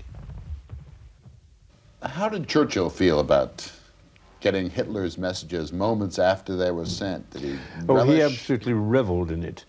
And it was a curious feeling. You know, there were Hitler's most secret signals coming through. And I knew both those men, Hitler and Churchill. And it was at the time when Hitler was getting pretty desperate. And I'm not in the least psychic, but I almost felt that Hitler's presence was in the office there with me as I was reading his most secret thoughts over the telephone to Churchill. It was a curious feeling altogether. It was terribly exciting. It's been estimated that without Enigma's intelligence, the D-Day landings would have been delayed by as much as 2 years. So tomorrow, as we watch and remember the thousands of brave men who died storming those beaches, we might spare a moment for the giants, even the geniuses, who made it all possible.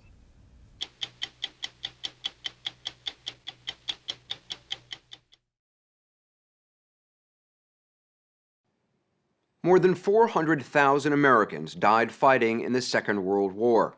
Adding to the heartache of that staggering loss, nearly 1 in 5 of those killed was declared missing in action.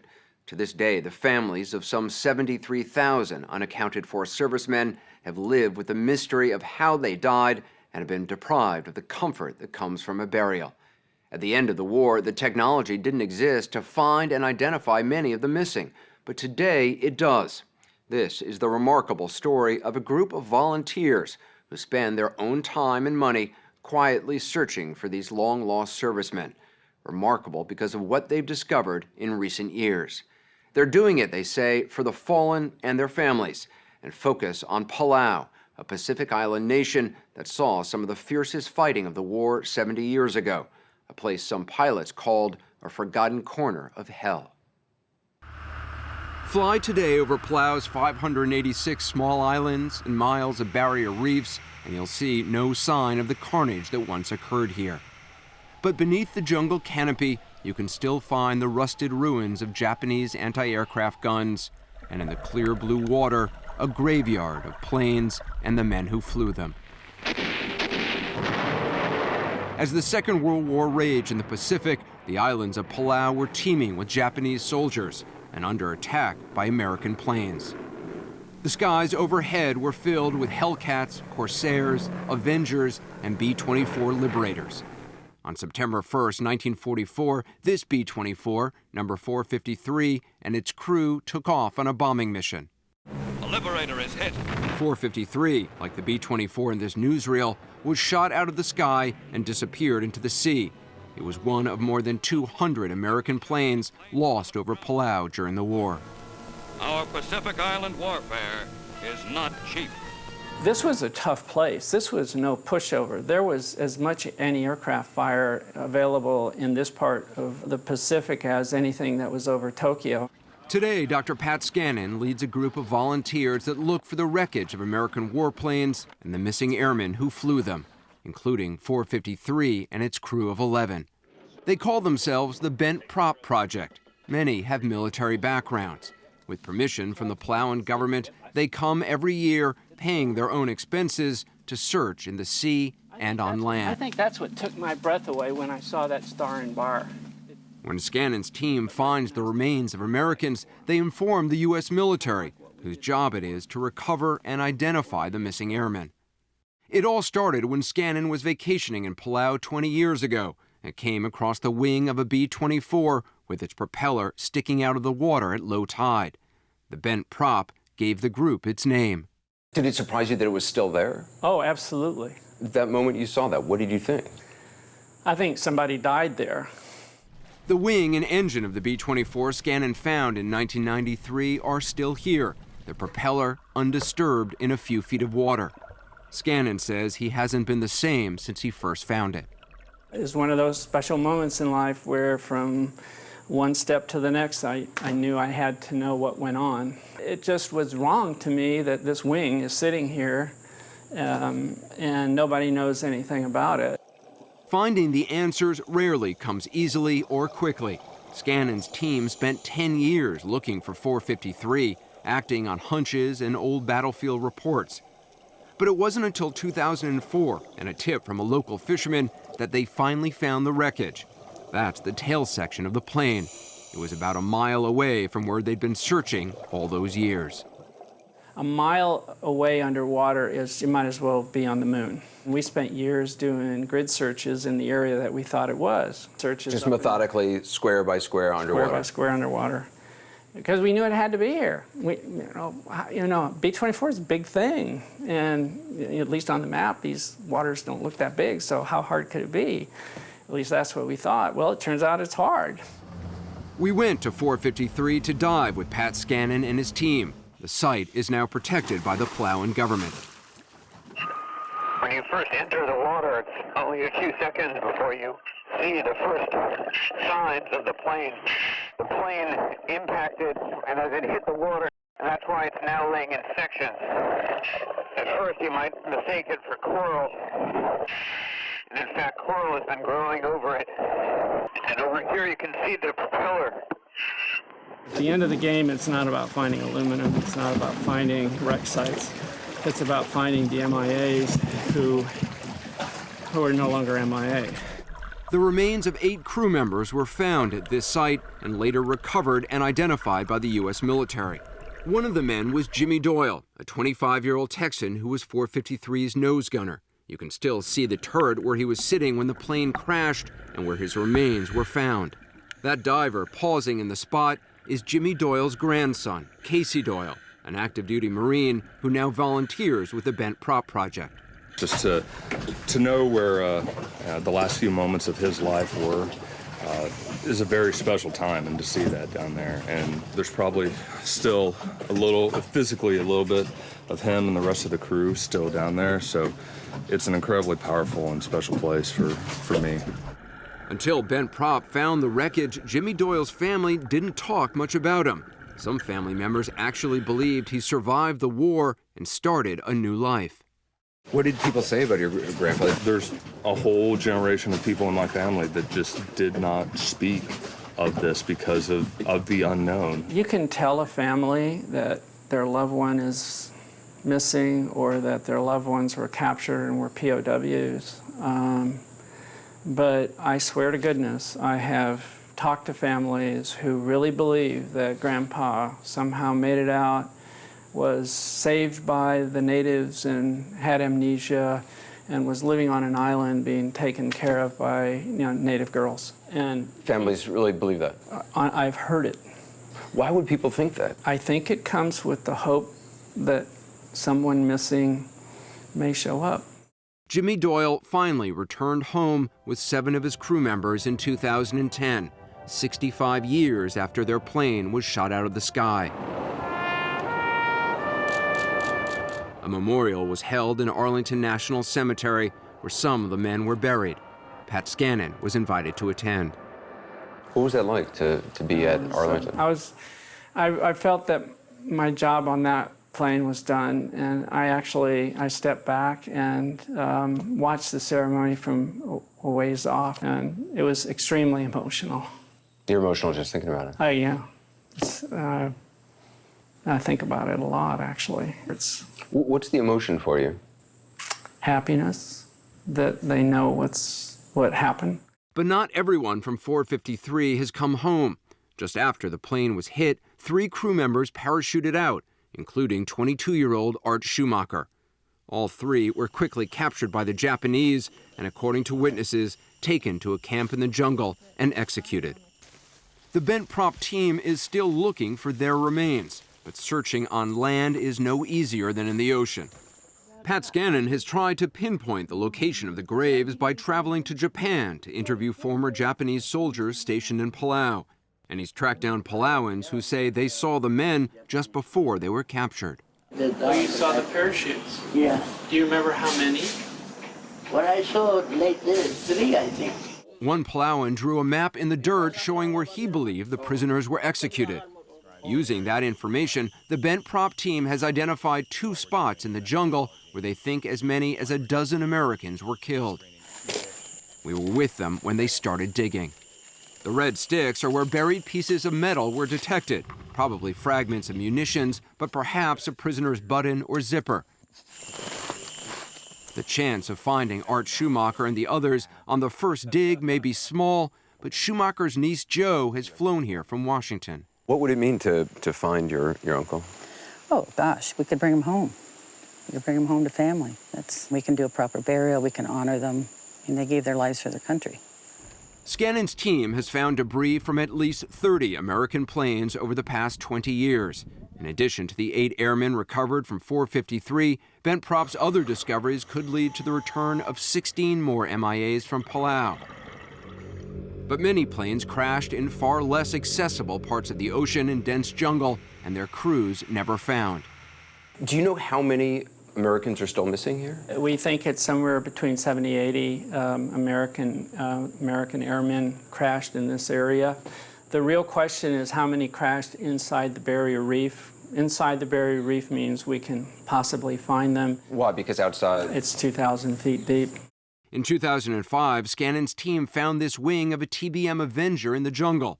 They believe the rest of the plane is in the water nearby, and they've been searching for it the past 9 years. But we've never been able to find the fuselage, and so somewhere out here, there's a fuselage possibly with 2 MIAs on it. To find the Avenger, bent prop has now been joined by a team from the Scripps Institution of Oceanography and the University of Delaware. They bring high technology to the hunt. This research torpedo, called Remus, can scan large areas of ocean with sonar. Eric Terrell leads the effort. We ran the Remus a few hours off of the mangroves here, found a couple of targets, dropped down, get some visuals on the targets.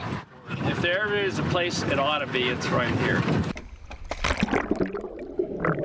Terrell leads the way with a handheld sonar device and is the first to come across debris, including part of the plane's tail. When the sonar shows signs of something ahead, he turns around to get Pat Skardon. He comes swimming up to me, grabs my hand, and practically yanks my arm off. And so I figured he probably knows something, and this gray Hulk becomes an airplane, and there's a big propeller right there. You get misty. I got misty underwater. I said, maybe this isn't such a good thing to do underwater, but, I couldn't help it. It was very emotional. And when you put your finger on the plane, it's real. And that's what we did. You touch it? You touch it. Why? I don't know. Science is about facts. My eyes saw it, so the fact was it was there, but touching it, just gave it a sense of finality. We all knew what this was and what it meant. There are Americans down there. There are Americans down there. The families don't even know yet. And it's not that I'm wanting to keep a secret, but we also, until the remains are properly identified, we don't want to hold up false hope. To get proper identification, bent prop notifies the U.S. military of the discovery, but the actual recovery and identification of remains by the military can take years. This plane was shot down over this area the 4th of May, 1945. Every time bent prop finds wreckage of a plane with missing airmen, they hold a small ceremony. They videotape it so that one day the families of the MIAs will know the respect shown to them by Skardon and his team, who've spent their own time and money to find them. Over the Avenger crash site this year, bent prop unfurls an American and a Palauan flag, and speak of the men who were lost. They say their names, their ages, what they've learned of their lives.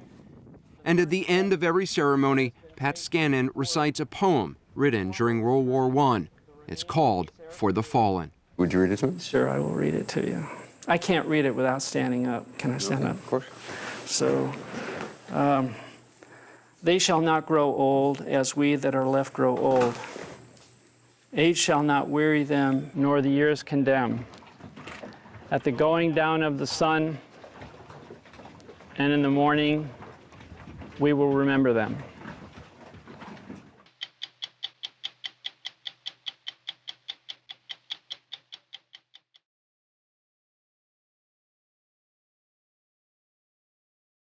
Every spring, thousands of soldiers and civilians from across the country descend upon the desert mountains of New Mexico for the Bataan Memorial Death March, a rugged 26.2-mile marathon that some run and others walk.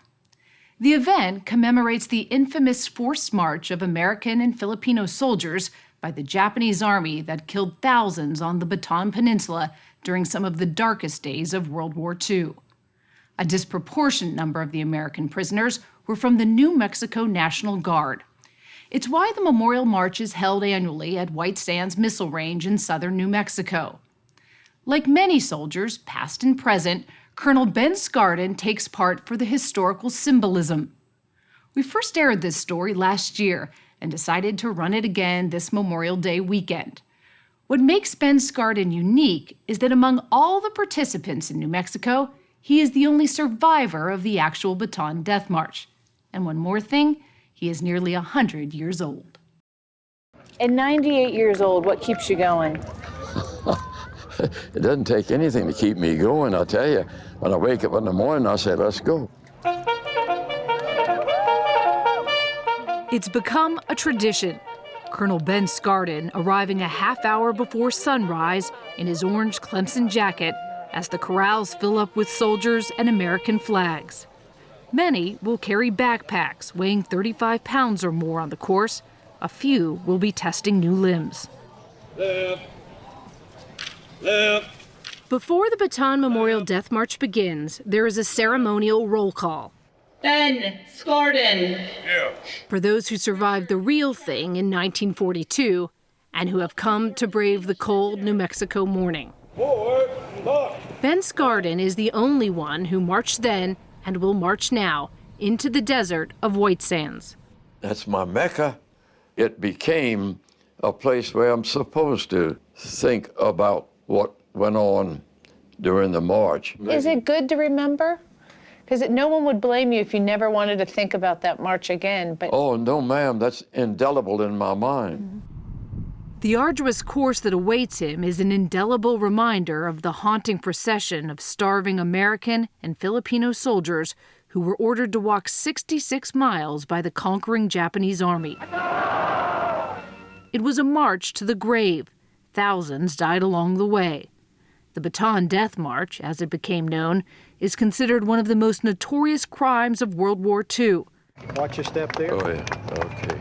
74 years later in New Mexico, have a good walk. Thank you, sir.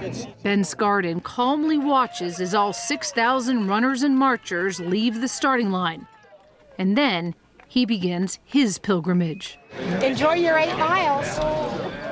8.5. He hopes to walk the marathon's first 8.5 miles as a tribute, just as he's done 8 times before. Under the gaze of the Oregon Mountains, he's accompanied by what's called Ben's Brigade, a band of 25 friends, family members, and former students of this longtime English professor at Clemson University. An Army medic and an ROTC cadet hover nearby, as do support vehicles, just in case. When you're 98, walking at an altitude of 4,000 feet, every mile marker can seem like a landmark. Mile 1. But the colonel is in no mood to linger. We'll rest here 10 seconds. 1, 2, 3, 10. Osh! Osh. It's what Ben remembers the Japanese guards bellowing when they wanted their American and Filipino prisoners to keep moving on Bataan. Ben keeps moving in New Mexico I got it. over gullies and sand pits. After passing mile 2, he breaks into a rhythm and song. A day without you is a day without love. Water stations are named for towns along the Bataan Death March. Volunteers have learned to wait for Ben so they can pay their respects.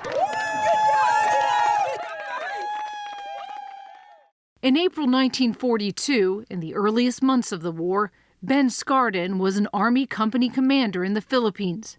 After 4 months of fighting, 76,000 outgunned and cornered American and Filipino troops were surrendered to the invading Japanese army, the largest surrender in American military history.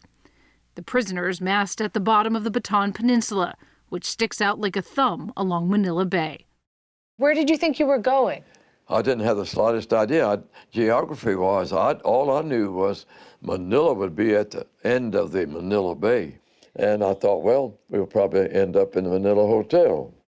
The Japanese guards thought surrendering was beneath a soldier. They held their prisoners in contempt. Streams of Americans and Filipinos were herded along the old national road in 95-degree heat, the sun searing their skin.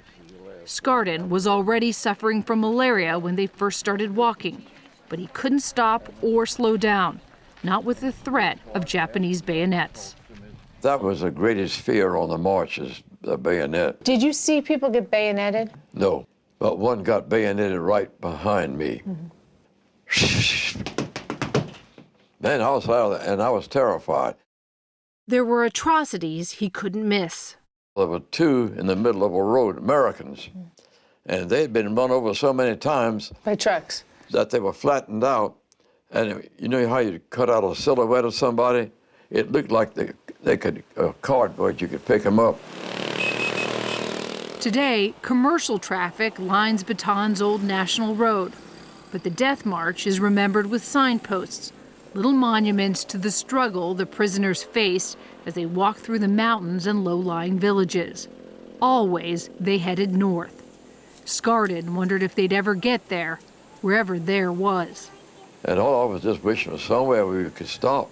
That's one of the miracles that happened to me, is to be in the condition I was in and to make the march and to not even sometimes know whether it was day or night because you just trudged along.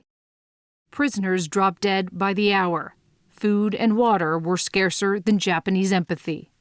But I had with me a can of Eagle condensed milk. Where'd that come from? I don't know where it came from, but it's in my pocket, and I put my can of milk in there and held on to it the whole time. So at night, I'd pull that out. I didn't show it to anybody.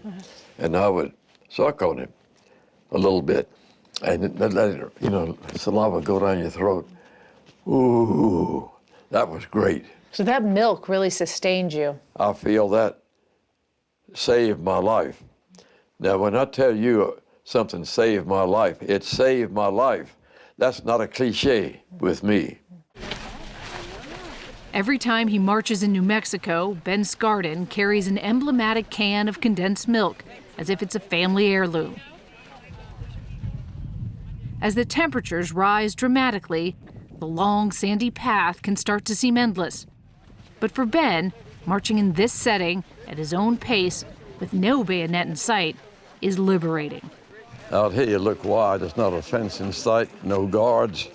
You could almost say there's immense freedom. It's also about the people that I knew who were like brothers to me, and not a single one of them got back. I'm very lucky, and this is something to me that's obligatory. Obligatory? Yes, I'm obligated to be here. You feel to that them, way? yes. They aren't here, of course. They are Henry Leitner and Otis Morgan, fellow prisoners and fellow Clemson graduates who cared for Skardon after the Death March finally came to an end, 8 days after it had begun. The finish line for the American captives was a disease-infested prison camp in the Philippine countryside, where Ben Skardon became gravely ill. On top of his malaria, Ben was afflicted with beriberi due to a severe vitamin deficiency. The danger of the beriberi was that it came up your legs.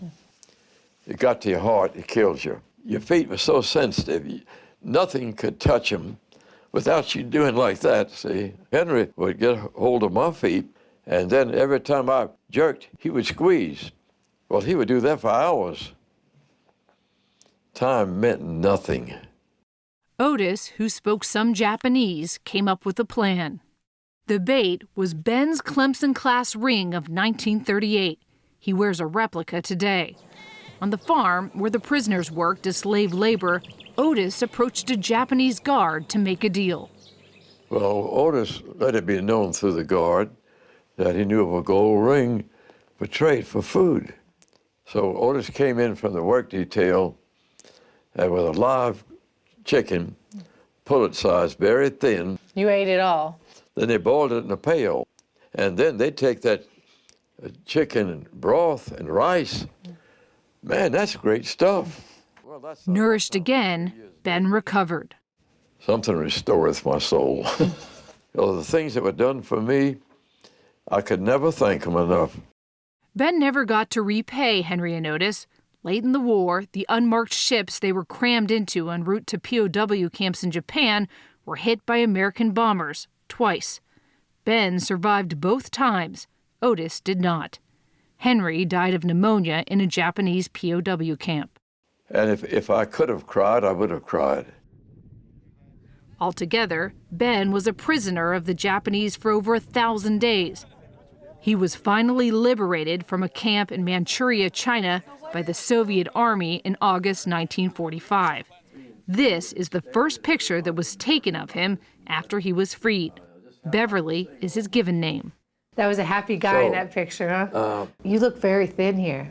Well, I wasn't asking for compliments. He came home to South Carolina and taught English at Clemson, where he was beloved by his students. But few knew what he had endured. I never spoke about it until I was 80 years old. I felt humiliated. We had surrendered, yes, ma'am. That was one thing that I had a hard tug with in my own mind. We surrendered. We gave up. It doesn't matter that he was awarded 2 Silver Stars and 2 Bronze Stars for gallantry and heroism in combat on Bataan. When you came back to the United States, did you feel like a hero? Don't even say that word in my presence. I'm not a hero. It's not how much you suffer. That doesn't make you a hero. Just outside Clemson's football stadium sits Memorial Park. Etched in the cobblestones are the names of Clemson graduates who were killed in war. They're really the true heroes, I suppose you would say. Among them, Otis Morgan and Henry Leitner, the 2 men who saved his life. Ben likes to visit often and plant little American flags by their names. To me, there's a certain wonderment about my being here. How do you account for the fact that, you were so sick and you made it home and these guys didn't? It remains a mystery. But I feel like that comes up when I walk out there. I like to say, I'm walking for you, Henry, Otis. Hosh. More than 3 hours after Ben started, as he approaches the 7-mile point on his journey, his own finish line within reach, there are reminders that suffering and valor in war don't belong to just one generation. All throughout the day, runners and marchers grind their way around the mountains and to the finish.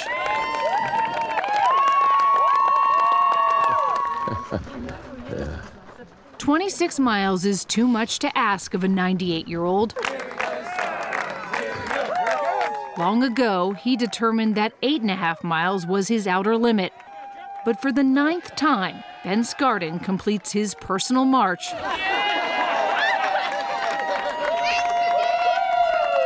A half-hour faster than the year before. It's just a terrific, warm feeling. Would you do it again next year? If I'm in this condition, I'll be here next year. I'll never turn this place loose.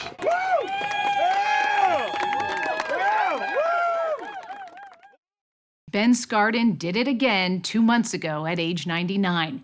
He turns 100 on July 14th, and hopes to march in New Mexico next spring.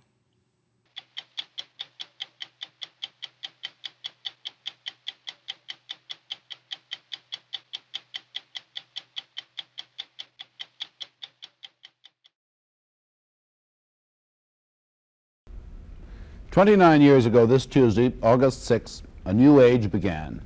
And millions of Americans under 30 are children of that age, the nuclear age. To them, Hiroshima and Nagasaki and the mushroom cloud may only be symbols of fear. It must be difficult for them to imagine the emotions of the mid-40s, when good and evil were simple and divisible. And war was not only conventional, but noble. It all changed after Hiroshima. Those who do not know or remember precisely what happened to Hiroshima certainly do know that after that day, the game of survival on this planet changed drastically. Well, are Hiroshima and Nagasaki barren ghost towns? What has happened to those who survived the bomb? We went back 30 years and 8,000 miles to see what Hiroshima and Nagasaki are like today. Hiroshima up to 1945 was barely touched by war. There were some military installations, but not enough industry to attract the attention of the planners of the massive B-29 firebomb raids. And these rare pictures of Hiroshima, taken by some unknown cameraman trying out some new color film, show an urban backwater, a city of about 250,000, slightly reduced in size by wartime evacuation. It had only one air raid. A stray B-29 once dropped 10 bombs on it. Hiroshima was famous throughout Japan for its oysters. It was a good marketplace. The cameraman had no idea that he was photographing the condemned. The bomb was dropped at 8:15 in the morning, August 6. The only entry in the co-pilot's diary was, "My God." A little moment in our history that is best described in the brutally simple prose of an Air Force training film on the effects of atomic bombing. The aftermath was more terrifying than any previous bombing in history. Scientists estimate that the detonation of the atomic bomb, lasting only a millionth of a second, created a ball of fire hotter than the center of the sun and released radiations of deadly radioactive rays. In Hiroshima, approximately 60,000 of an estimated 90,000 buildings over an area of 9½ square miles were destroyed. All public utilities were damaged and completely disrupted. And then, 3 days later, August 9, 1945, the second bomb was dropped on Nagasaki. In Nagasaki, approximately 1/3 of the built-up area was destroyed by fire. In both cities, more than 100,000 people were killed and more than 150,000 injured. This was about 22% of the population killed and about 30% injured. From the standpoint of light and heat, it was just as though the sun had been brought close to the earth for a fraction of a second. The power of the light alone was enough to affect the retina of the eye. At Hiroshima, it is estimated that the heat at the center of the explosion was some 126 million degrees Fahrenheit, and as far as a quarter of a mile away, reached about 3,600 degrees. And so, on August 6, 1945, a new science and a new area of medical research is born. It was needed just to deal with Hiroshima. They found that even the lightest body coverings offered great protection from burns. A leather sandal thong, a cotton undershirt.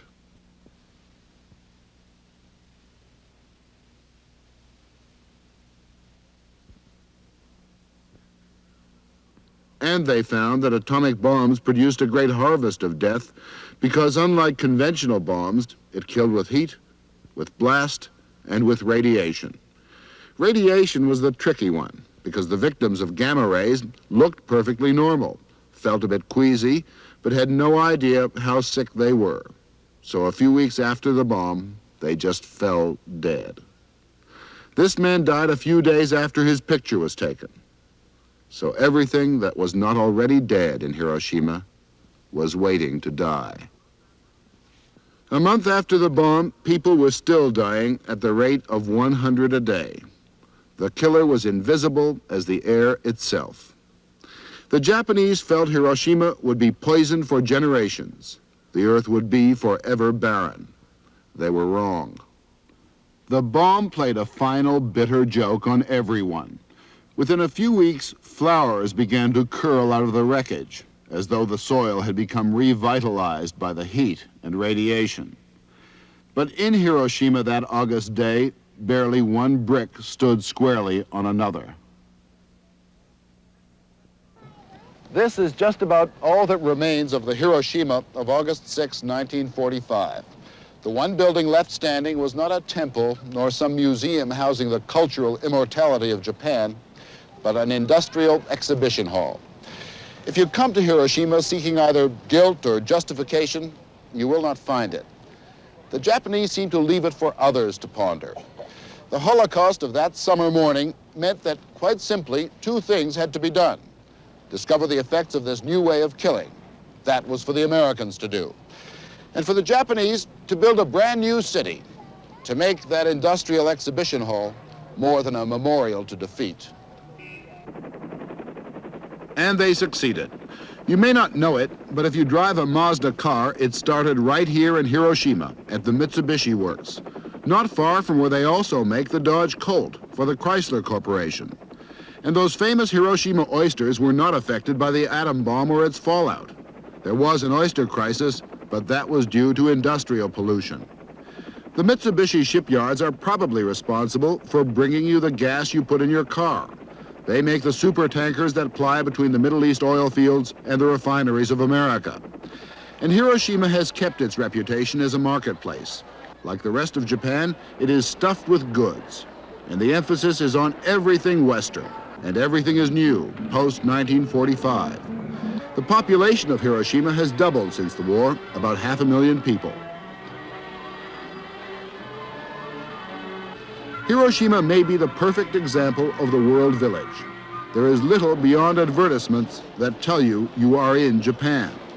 It could be the Midwest of the United States or Belgium or anywhere.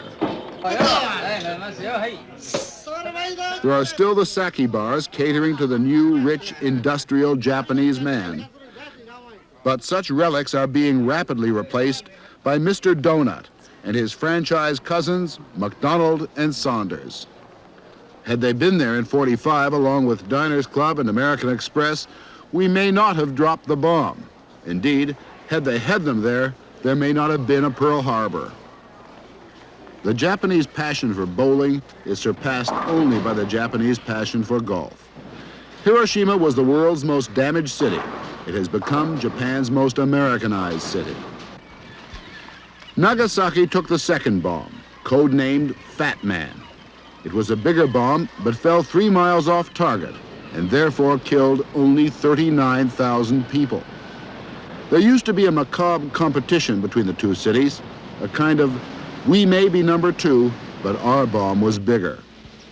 Even more macabre, some survivors of Hiroshima fled to Nagasaki to be bombed again. The United States knew it was using no ordinary weapon. Right after the war, the ABCC was set up, the Atomic Bomb Casualty Commission. It continues to examine and catalog every survivor and the children of survivors, and will stay in operation until the last survivor has died. The stigma of Hiroshima is maintained. Most do not want it known they are victims. Victims are often pariahs.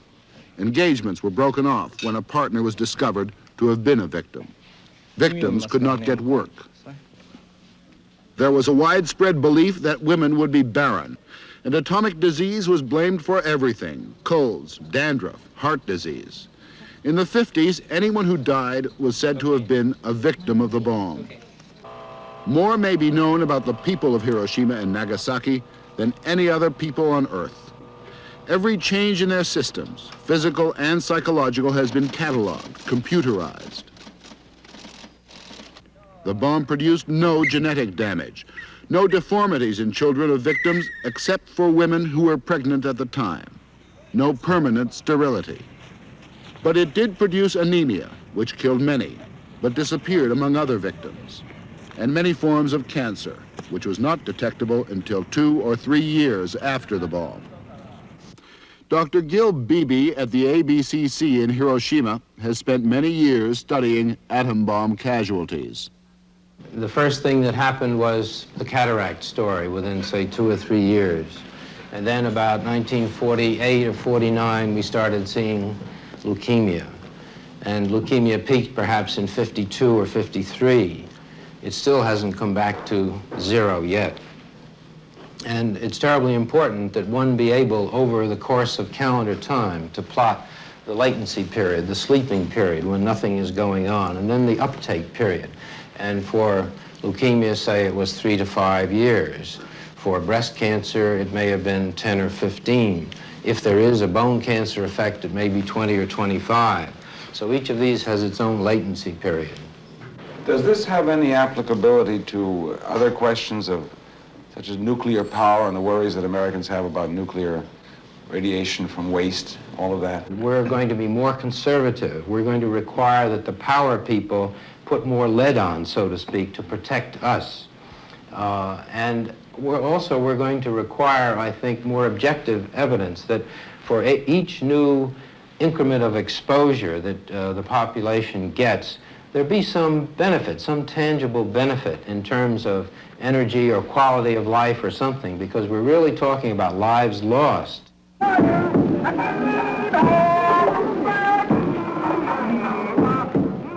The victims in Hiroshima like to keep their anonymity, but some cannot escape fame of a kind. Atsuko Yamamoto was one of the 25 Hiroshima maidens, young women sent to New York for plastic surgery in 1955. She is 42 now and has a daughter 13. She went through 20 operations and skin grafts to hide her scars. All of the women have had hard lives. Michiko Yamaoka was 13 when the bomb dropped just a mile from her home. Most of her family was killed. Her mother survives. The two women live in almost total seclusion now. Michiko refused to marry. In the immediate post-war years, neighborhood children taunted her, called her an ogre or goblin. Her mother would chase them away. Both women often talk of killing themselves. Kiyoshi Tanimoto is a Christian minister. He is and was then pastor of the Hiroshima Methodist Church. What are your feelings about what happened here almost 30 years ago? Do you feel a great deal of bitterness or? Oh, no, not bitterness at all. No, it was a war. Well, it was war, but this was a new kind of war. Yes. The difference between the United States and Japan was the fact that America, United States, had atom bomb and Japan had none. And the United States used it upon us. If Japanese had an atom bomb, we might have used it against America because it was war. And in other words, we feel we are guilty. We attacked Pearl Harbor and began the war. And then you dropped the atom bomb on Hiroshima to finish up.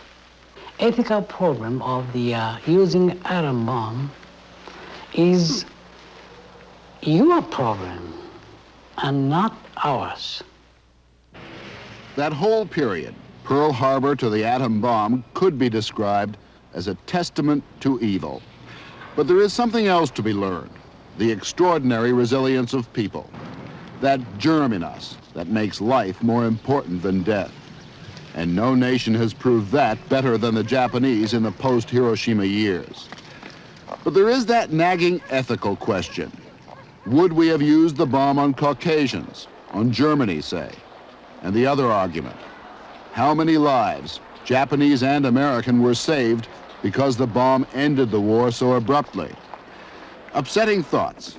Upsetting, too, to realize how undestructive the old atom bomb was compared to the ways of killing that we've discovered since 1945. It's upsetting in a way to know that the Model T bomb, the dirty bomb, produced no long-term genetic defects.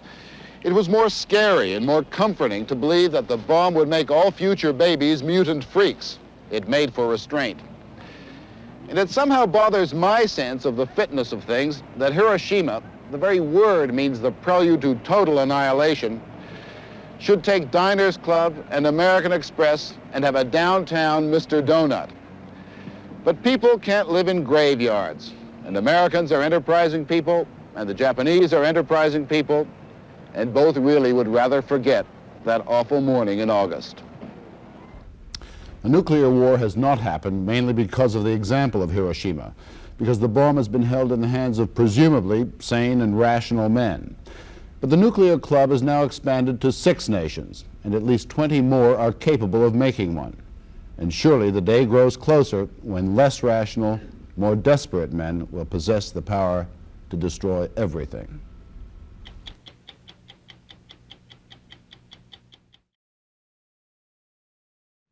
You're about to see secrets of the Nazi Holocaust that have been hidden away for more than 60 years. We're not talking about a missing filing cabinet. We're talking about thousands of filing cabinets holding 50 million pages, Hitler's secret archive. The Nazis were famous for record keeping, but as we first reported in December, what we found ran from the bizarre to the horrifying. This Holocaust history was discovered by the Allies in dozens of concentration camps as Germany fell in the spring of 1945. The documents were taken to a town in the middle of Germany called Bad Arolsen, where they were sorted, filed, and locked away, never to be seen by the public until now. The storerooms are immense, 16 miles of shelves holding the stories of 17 million victims. Not only Jews, but slave laborers, political prisoners, and homosexuals. To open the files is to see the Holocaust staring back like it was yesterday. Strange pink Gestapo arrest warrants as lethal as a death sentence. Jewelry lost as freedom ended at the gates of an extermination camp. Time stopped here in 1945. We walked through the evidence with Chief Archivist Udo Joost. He showed us this list of 1,000 prisoners saved by a factory owner who told the Nazis he needed the prisoners' labor. This is Oskar Schindler's List, made famous by the Steven Spielberg movie. Here are the 700 men and the 300 women whose names were on Schindler's List. Esther Friedman, Rosa Friedrich, Raina Ferber, the people of Schindler's List. We also found the file of Frank, Anneliese Marie, better known as Anne Frank. It's her paper trail from Amsterdam to Bergen-Belsen, where she died at the age of 15. But most of the names here are unknown. Totenboek means death book, and just look at the names of the executed, crowded onto pages, single-spaced. It must have been tiring just to write this, let alone kill them all. Here we see the cause of death, executed, and you can see every 2 minutes they shot one prisoner. So they shot a prisoner every 2 minutes for a little over an hour and a half. Yes. Now look at the date. It's the 20th of April. That was Adolf Hitler's birthday. And this was a birthday present, a gift for the Führer. That's the bureaucracy of the devil. The devil is in the details, the smallest details. We were amazed to see that the Nazis were keeping records of head lice. Lice control. You can see the names and numbers of each prisoner and the amount of lice that were found.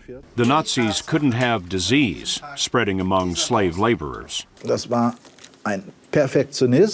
You can see he was a perfectionist. He even put down the size of the lice.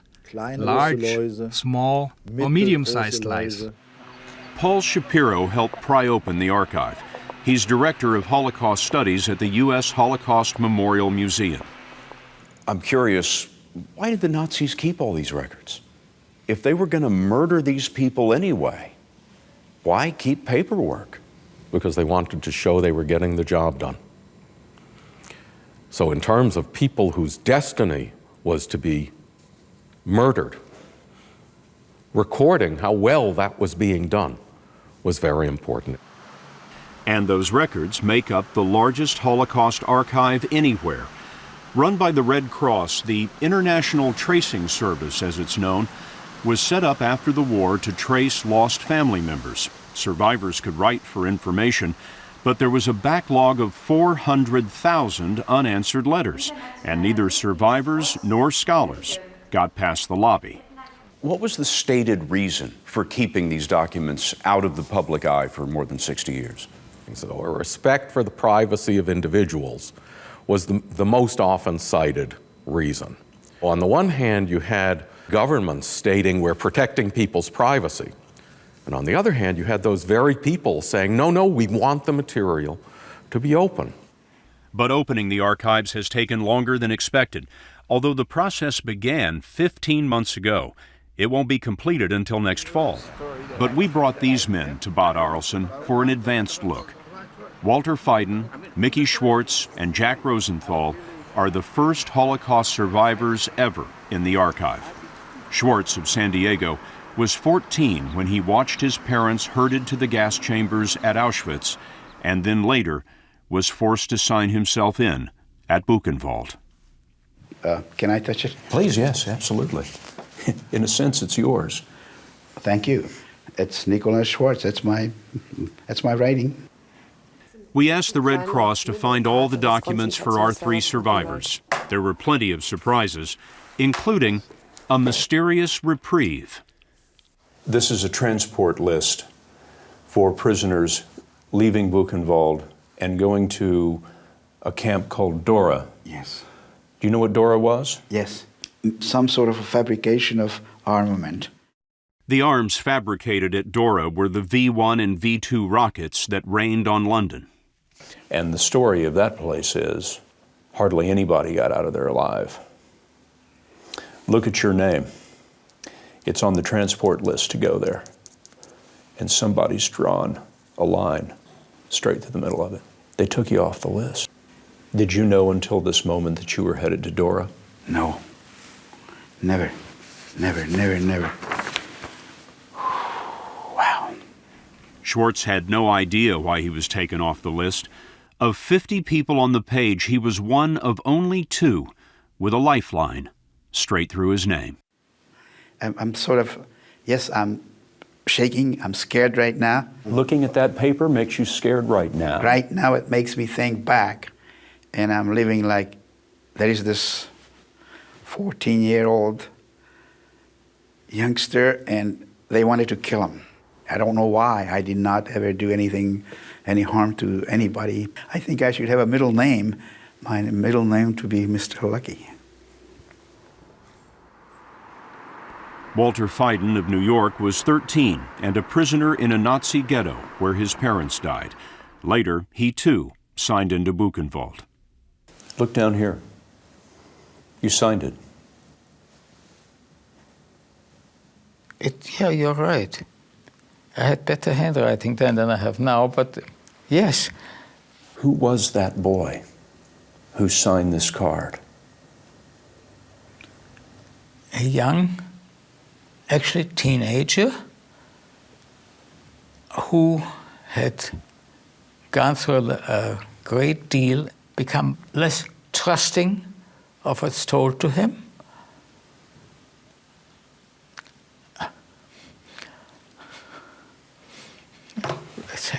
Just a second. But glad to be alive still. You got to overcome it. You have to overcome what? The breaking down. Because that's one thing we never did in the camp. We never wanted to break down in front of some SS men and give him the pleasure of seeing us breaking down. How do you stop yourself from breaking down? I chew my lip. Have you noticed it? The lower lip.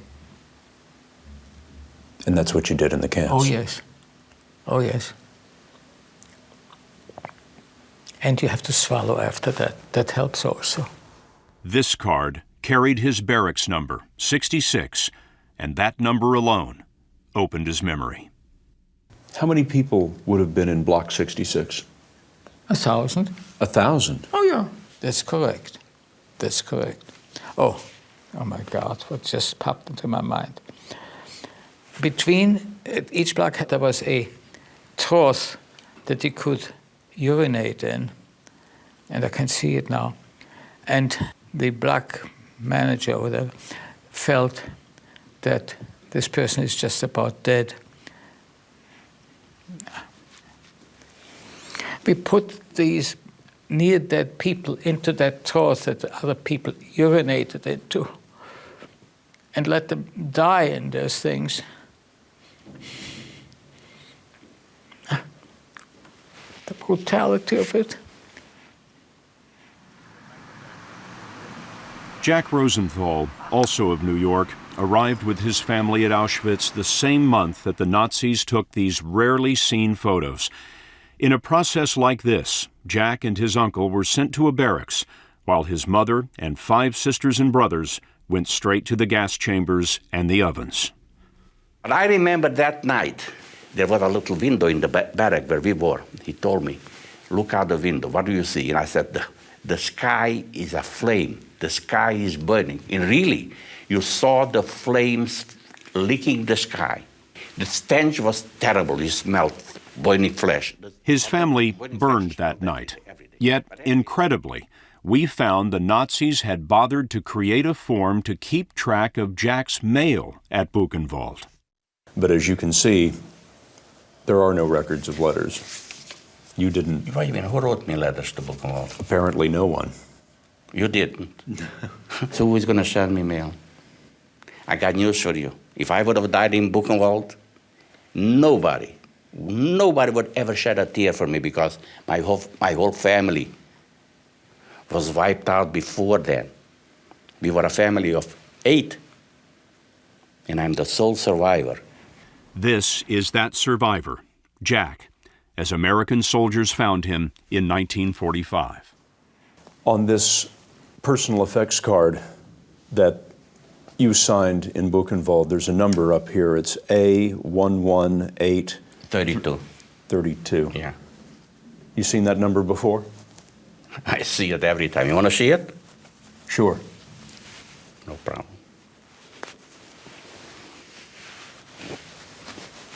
There it is. Yeah. A11. A11, 832. It's there. And when I'll die, they shouldn't cover up my arm. They should leave it like this. Because when the good Lord will see this, I hope he's going to put me front row center, because I deserve it. These men were the first to see their documents, but the Bad Arolsen archive is being digitally scanned to be distributed to research centers. Other survivors may yet discover unknown history, still waiting to be written. Are you glad you looked back at the documents? Definitely. I feel like I learned about me, at least what happened.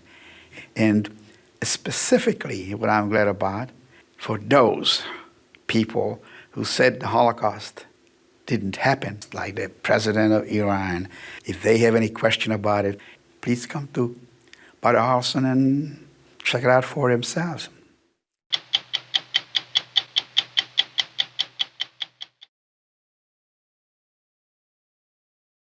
This is a story of survival, the incredible story of how a 6-year-old Jewish boy survived the Nazis' final solution and kept how he survived a secret for more than 50 years. It's the story of Alex Kurzem, who at the age of 6 watched his family being shot by the Nazis. He escaped and wandered alone for months until he was captured by Nazi soldiers. But instead of killing him, they made him their mascot. That's right, Jewish boy, mascot for the Nazis. Alex was so young, he quickly forgot his family name, his age, and the name of his village. But he did remember that the Nazis had fenced the Jews into a ghetto, and on his last night there, Nazi soldiers burst into his house and began beating his mother. I remember when she shielded me that her blood dripping. I felt my face and there was blood on my head, but it was my mother's blood. You were hiding? Under the skirt, sort of, with 3 of us. I had a little brother and sister, and she was shielding us, sort of. She could shield them from the soldiers' blows, but not their bullets, and she told Alex that the next day they would all be shot. That night, my mother took me in her arms, and she said, tomorrow we'll have to die. And I thought to myself, I don't want to die. I'll have to try to escape. So that night, crawling through the grass, he snuck past Nazi soldiers and up to the top of a hill and hid in a forest overlooking the village. And when the daylight broke, I heard a lot of commotion and noise below.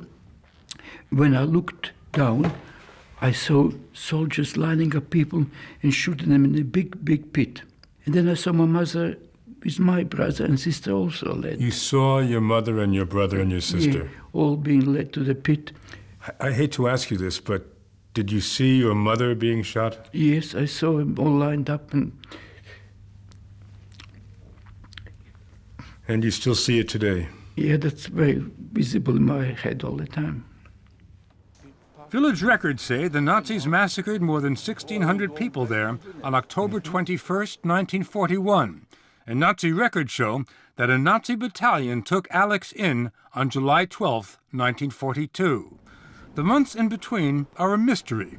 Alex says all he remembers is wandering alone, cold and hungry, in the forest. He took a winter coat off a dead soldier to keep from freezing to death, and he slept in empty sheds and in trees by tying himself to branches. Why did you decide to sleep in trees? I heard wolves in the distance, and I knew that if the wolves find me asleep on the ground, they would eat me, most likely. So I got scared of that. So the only way to survive, climb a tree. He begged for food at farmhouses until one day he knocked on the wrong door. The man said to me, you're a Jew, you shouldn't be alive. You should be dead with others. I'll take you to be shot. And he took you to be shot, didn't he? He dragged me to the schoolyard where they were lining up people and shooting them. And the soldier who was nearby me, I said to him, please, before you kill me, would you give me a bit of bread? All I was thinking, I'm hungry. Wish I could get a bit of bread before I die. The soldier who gave you bread, he then took you around into the schoolhouse. And he said he wanted to see if you're Jewish. That's right. So he made you lower your pants. That's it. And he saw you were Jewish. And he said, no good, no good, no good. That's all he kept saying. No good, no good, no good. I understand that he put a pistol to his own head to show you what was going to happen to you. If they find out you're Jewish. But then, he says, that soldier took pity on the little boy. He not only gave Alex bread, he gave him his life. Told me, he said, what I'll do, I'll tell the other soldiers that you're a Russian orphan. The soldiers gave me a new name and a new birthday. And so that's how I became the mascot, the good luck charm for this particular division. Once the soldier convinced his unit to make Alex a Nazi, he got his own tailor-made SS uniforms, his own miniature gun, and his own rank, corporal, the youngest corporal in the Nazi army. Then, all decked out, this little Jewish boy marched off with his Nazi division. They went off to kill Jews. I sometimes come into a village where we've been patrolling, and you see people being lined up to be shot in groups. Then you come to another place, and you see 20 or 30 people lined up to be hanged. When you saw people being shot like that, did it bring back memories of your mother? Yes, I turned my head away many a time because I thought, well, you could have been one of them, and that's what happened in the place you lived to all your family. Later in the war, when the Russians counterattacked and the fighting became too intense for him to stay with the soldiers, the Nazis gave Alex a new family, placing him with a prominent Nazi family in Riga, Latvia. During the summers when he was 7 and 8 years old, Alex and his Latvian foster family spent their weekends at a beach near Riga. One weekend, the Germans made a propaganda film right here starring Alex, the youngest corporal in the Nazi army, a role model for the master race, a role model who the Germans didn't realize was Jewish. Did you feel funny because here were the Nazis making a film about you and you were Jewish, which they didn't know about? All the time I felt something wrong somewhere. How am I a star when I'm on the, on the hated race. He lived in fear every day, he said, that the soldiers and later his foster family would discover he was Jewish. I had to be aware every moment. Doesn't matter where I was, beach, bedroom, bathroom, every moment I had to think that I'm here under false pretenses. If I'm discovered, I'm gone.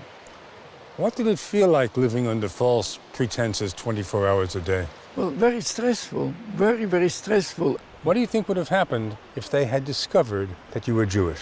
Oh, I think there was no doubt that I would have been shot. No doubt. After the war, he migrated to Australia, married, and had his own family. But he still kept his secrets and didn't tell his wife or his children that he'd spent the war with the Nazis or that he was Jewish. He kept those secrets for more than 50 years before he felt compelled to answer the questions that had haunted him since the war. I thought before I die, I should know who I am. And also, I always wished to go back to the village and put a flower on my mother's grave. But this wouldn't be easy. Orphaned at age 6, he remembered the trauma but had long forgotten his true identity. He didn't know his name or his birth date or the name of his village or where it might be.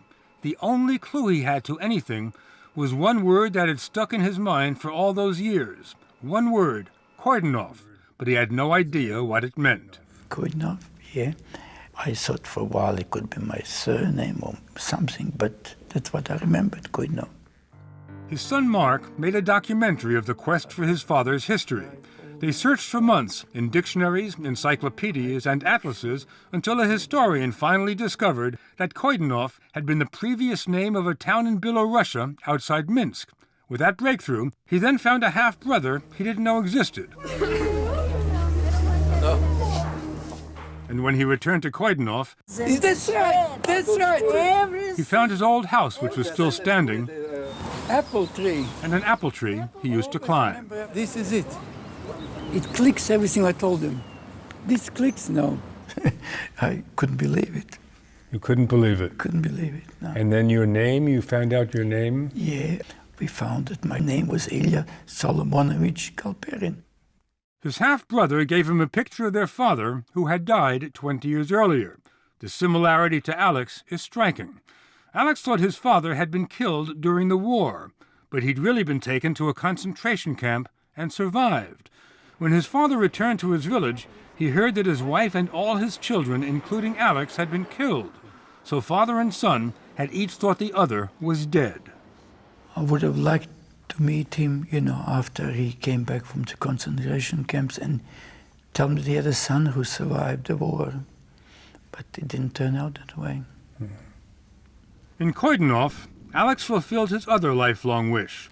He placed flowers at his mother's grave on a memorial to the 1,600 Jews killed here by the Nazis in 1941. It was my family and everybody, all my relatives, which were quite a large number, I suppose, everybody. Alex took us up the hill, where he'd hidden behind trees that are gone now. As he'd watched his mother and hundreds of others being killed below, he told us he bit his hand to keep from screaming and that he passed out several times.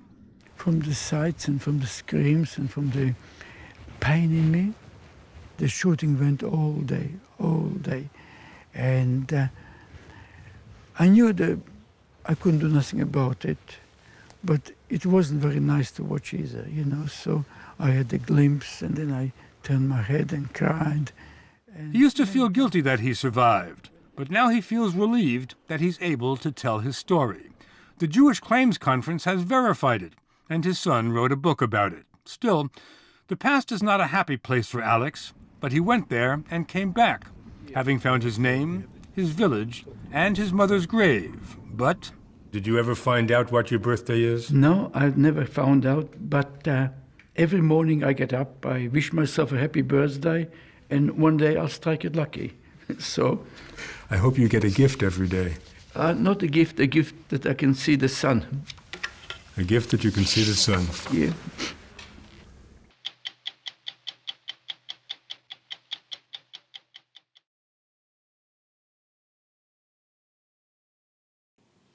Now an extraordinary story from the Second World War, a humanitarian story that didn't come to light for decades. It concerns a young Londoner named Nicholas Winton who went to Prague and ended up saving the lives of 669 children, mostly Jews, from almost certain death. His story begins at the end of 1938 with Europe on the brink of war. In Germany, violence against Jews was escalating, and the infamous Munich Agreement paved the way for Hitler's armies to march unopposed into Czechoslovakia. In London, Nicholas Winton had been following events and knew that refugees fleeing the Nazis were in dire straits. He went to Czechoslovakia to see if there was anything he could do to help.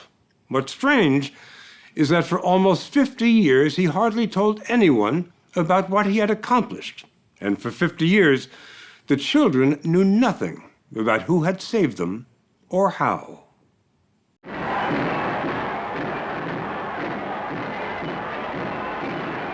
We begin on October 1st, 1938.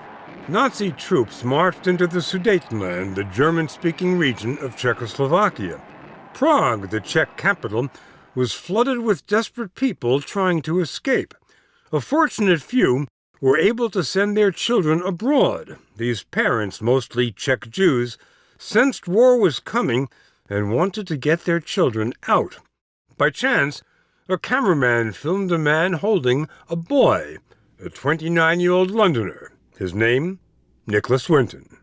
All I knew was that the people that I met couldn't get out, and they were looking of ways of at least getting their children out. Nicholas Winton is one of the few people who can bear witness to those days because he's 104 years old. He told us he went to Prague to see if he might be able to save some people. But what made you think you could do it? I work on the motto that if something's not impossible, there must be a way of doing it. Back in London, Winton was a successful stockbroker living the good life with a passion for sports. But he was deeply concerned about news reports from Czechoslovakia of German persecution. I went out into the camps where the people who had been displaced were put. And it was winter and it was cold. Emigration wasn't an option. The world's doors were closed to the refugees. Conditions in the camps were brutal for the 150,000 people trapped there, especially for the children. And no one focused on them until Nicholas Winton. But what did he do? We went to Jerusalem, to Yad Vashem, Israel's memorial to the victims of the Holocaust, and asked Dr. David Silberklang, a senior historian there. And Winton went, set up shop in a hotel in the center of the old city in Prague, and began looking into how can I organize getting some of these refugees, particularly the children, out of here. What kind of experience did he have to qualify him for this immense bureaucratic task? None. Winton set up a small organization with one aim, to get as many kids out as fast as possible. People started coming to him in increasing numbers. He didn't have time in the day to meet them all. He'd work till 2 a.m, get up early in the morning to meet the next people. As more and more were coming, saying, take my child, take my child. By the time he returned to London, he had a list of hundreds of children and set out to convince British authorities to take him seriously. He did it by taking stationery from an established refugee organization, adding children's section, and making himself chairman. So that eventually they had to adopt me. So in fact, you managed to do what you did through a little deception, a little smoke and mirrors. Yes, to a certain extent, yes. It required quite a bit of ingenuity. No, it just required a printing press to get the notepaper printed. The children's section operated from a tiny office in central London. Winton's mother was in charge. The staff were all volunteers. During the day, Winton worked as a stockbroker. Evenings, he wrestled with the British bureaucracy.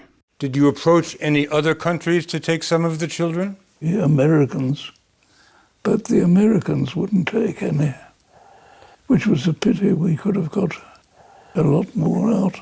Winton had written President Roosevelt asking the U.S. to take in more children. A minor official at the U.S. Embassy in London wrote back the U.S. was unable to help. Britain agreed to accept the children, but only if Winton found families willing to take them in, so he circulated the children's pictures to advertise them. But even after a family chose a child, British authorities were slow in issuing travel documents, so Winton started having them forged. He also spread some money around. Took a bit of blackmail on my part. You were indulging in blackmail and forgery to get the children out. I've never heard it put like that before. But you seem to be enjoying it.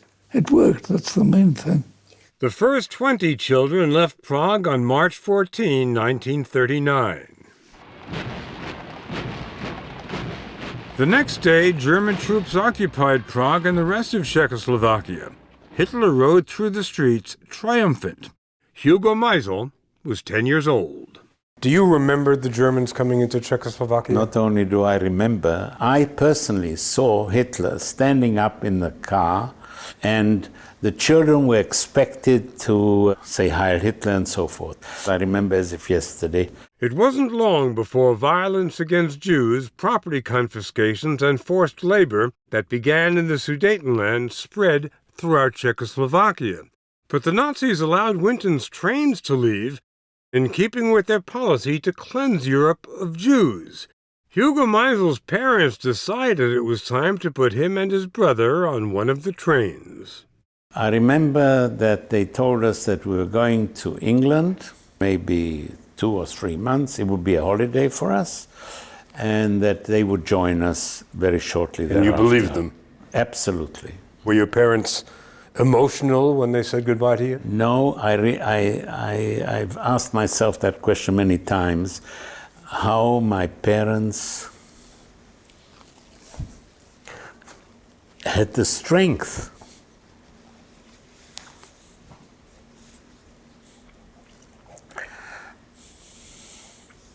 I'm sorry.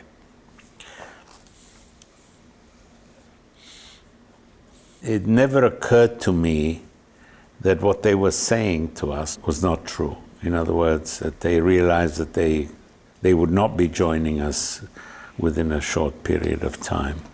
Over the spring and summer of 1939, 7 trains carried over 600 children through the heart of Nazi Germany to Holland, where they took a ferry to the English coast. From there, they caught a train to London. An 8th train, carrying 250 more, was scheduled to leave Prague on September 1st. But that's the day the war began. They were all at the station, even on the train waiting to go, and war was declared, so the train never left. Never heard really what happened to all those children. But there's reason to suspect that not many of them survived. I think that's true, yes. 2 years after that last train, the Nazis began implementing the final solution, their plan to slaughter all the Jews of Europe. Czech Jews were rounded up and shipped to Theresienstadt, an old military garrison town about an hour north of Prague, their first stop on the road to annihilation. These tracks were the exit from Theresienstadt, the only exit. The tracks led east.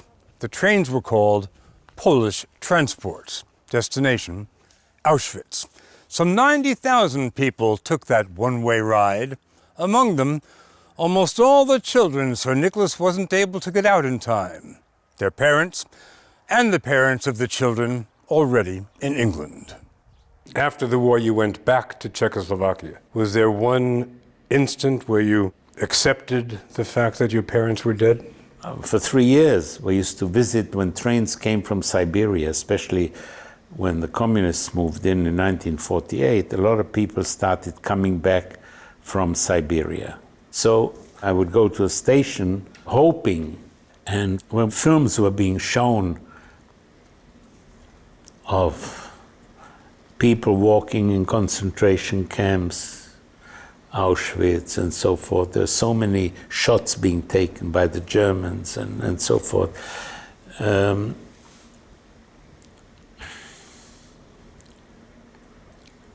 Never stopped looking.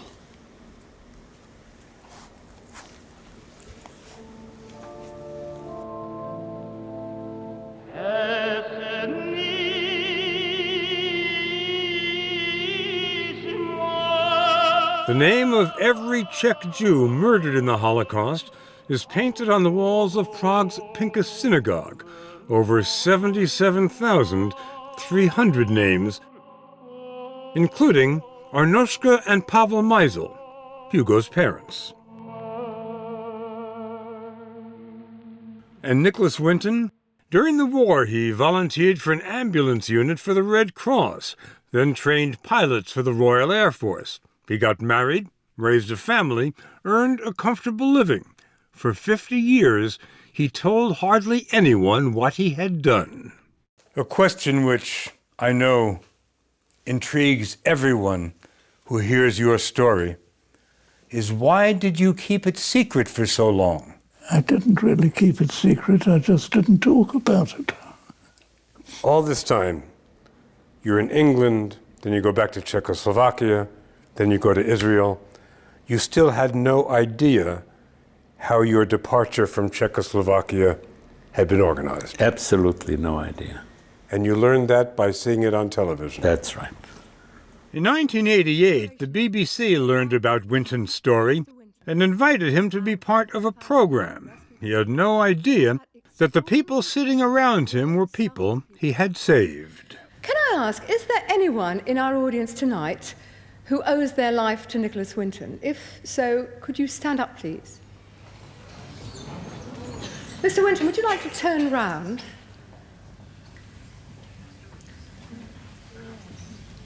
On behalf of all of them, thank you very much indeed.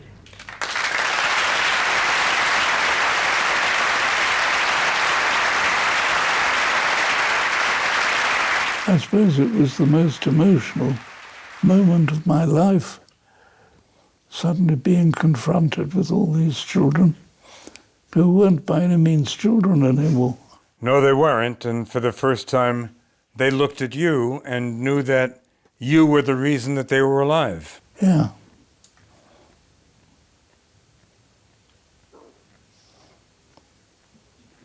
True.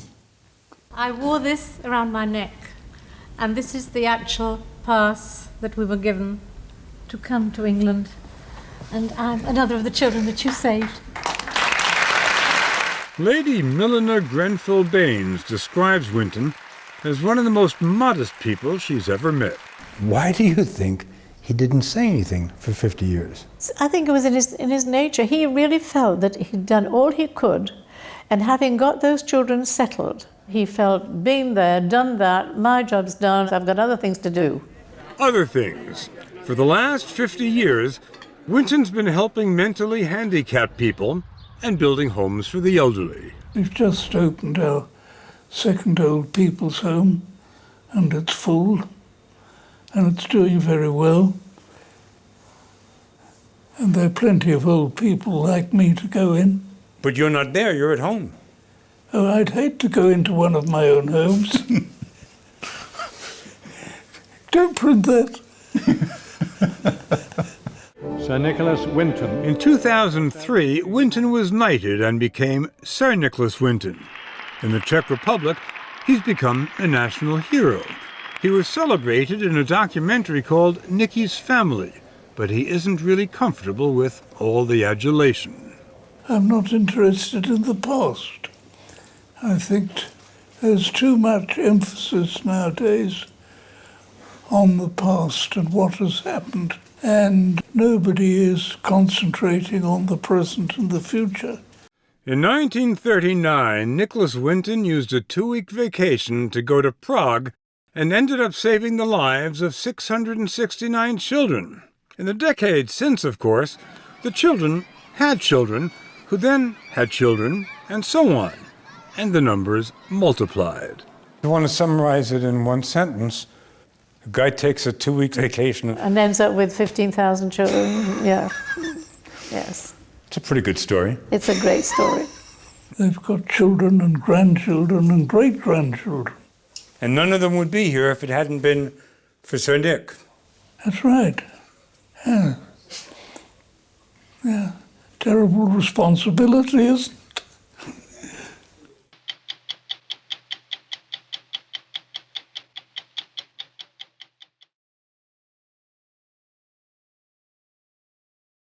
It is not often you get the chance to meet a man who holds a place in history like Ben Ferencz. When we first reported on him back in 2017, he was 97 years old, barely 5 feet tall, and he had served as prosecutor of what's been called the biggest murder trial ever. The courtroom was Nuremberg, the crime, genocide, and the defendants, a group of German SS officers accused of committing the largest number of Nazi killings outside the concentration camps. More than 1 million men, women, and children shot in their own towns and villages in cold blood. Ferencz is the last Nuremberg prosecutor alive today. But he isn't content just being a part of 20th century history. He believes he has something important to offer the world right now. You know, you have seen the ugliest side of humanity. Yes. You've really seen evil. And look at you. You're the sunniest man I've ever met. The most optimistic. You want to get some more friends? Oh, this is nice. Watching Ben Ferencz during his daily swim, All right. his gym workout, I'm showing off now. and his morning push-up regimen 100. is to realize he isn't just the sunniest man we've ever met. He may also be the fittest. Who's that? And that's just the beginning.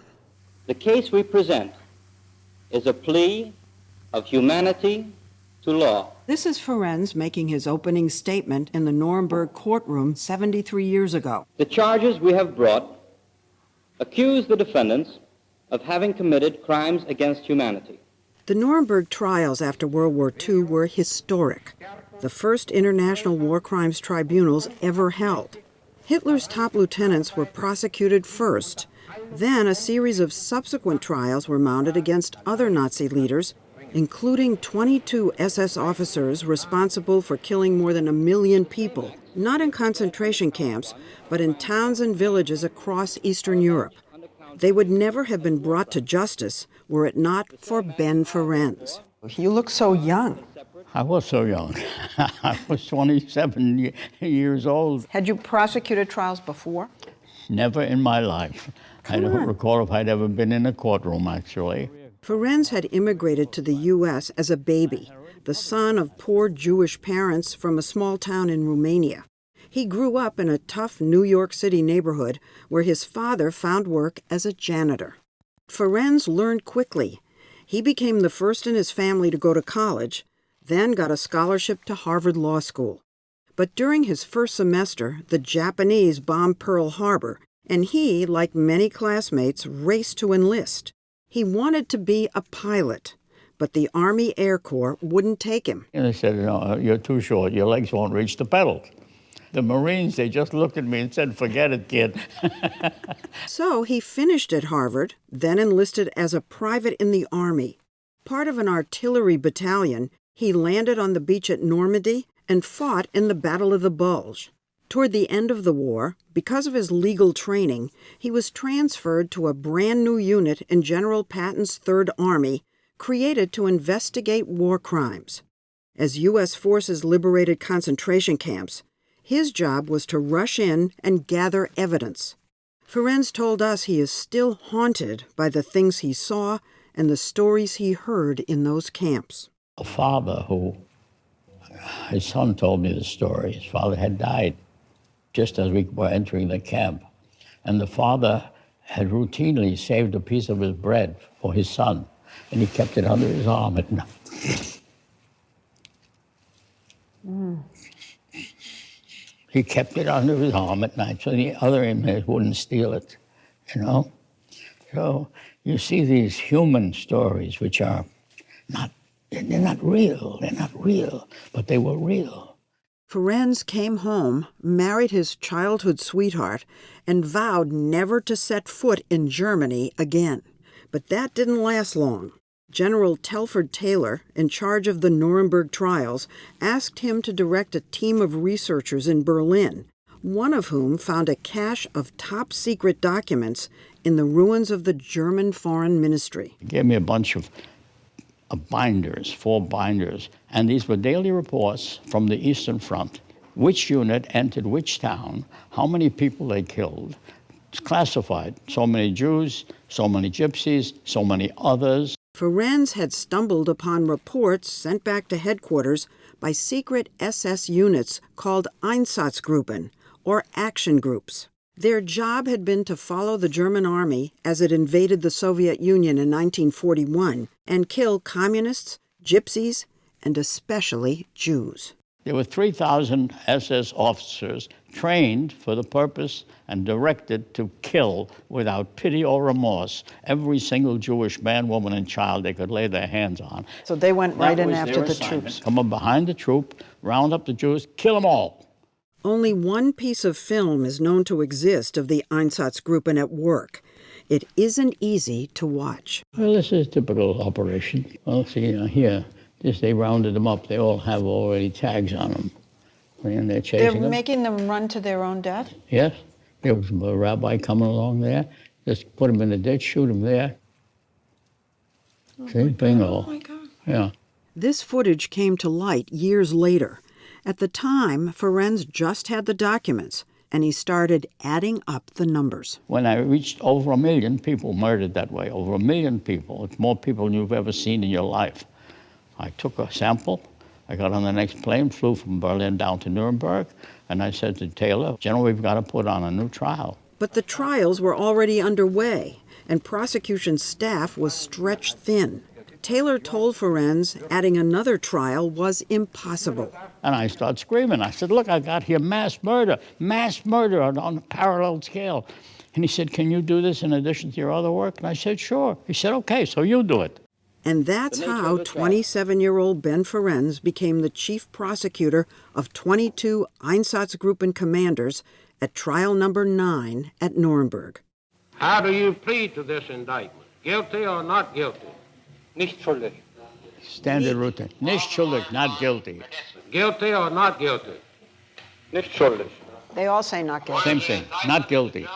But Ferencz knew they were guilty and could prove it. Without calling a single witness, he entered into evidence the defendants' own reports of what they had done. Exhibit 111. In the last 10 weeks, we have liquidated around 55,000 Jews. Exhibit 179 from Kiev in 1941. The Jews of the city were ordered to present themselves. About 34,000 reported, including women and children. After they had been made to give up their clothing and valuables, all of them were killed, which took several days. Exhibit 84 from Einsatzgruppen D in March of 1942. Total number executed so far, 91,678. Einsatzgruppen D was the unit of Ferencz's lead defendant, Otto Ohlendorf. He didn't deny the killings. He had the gall to claim they were done in self-defense.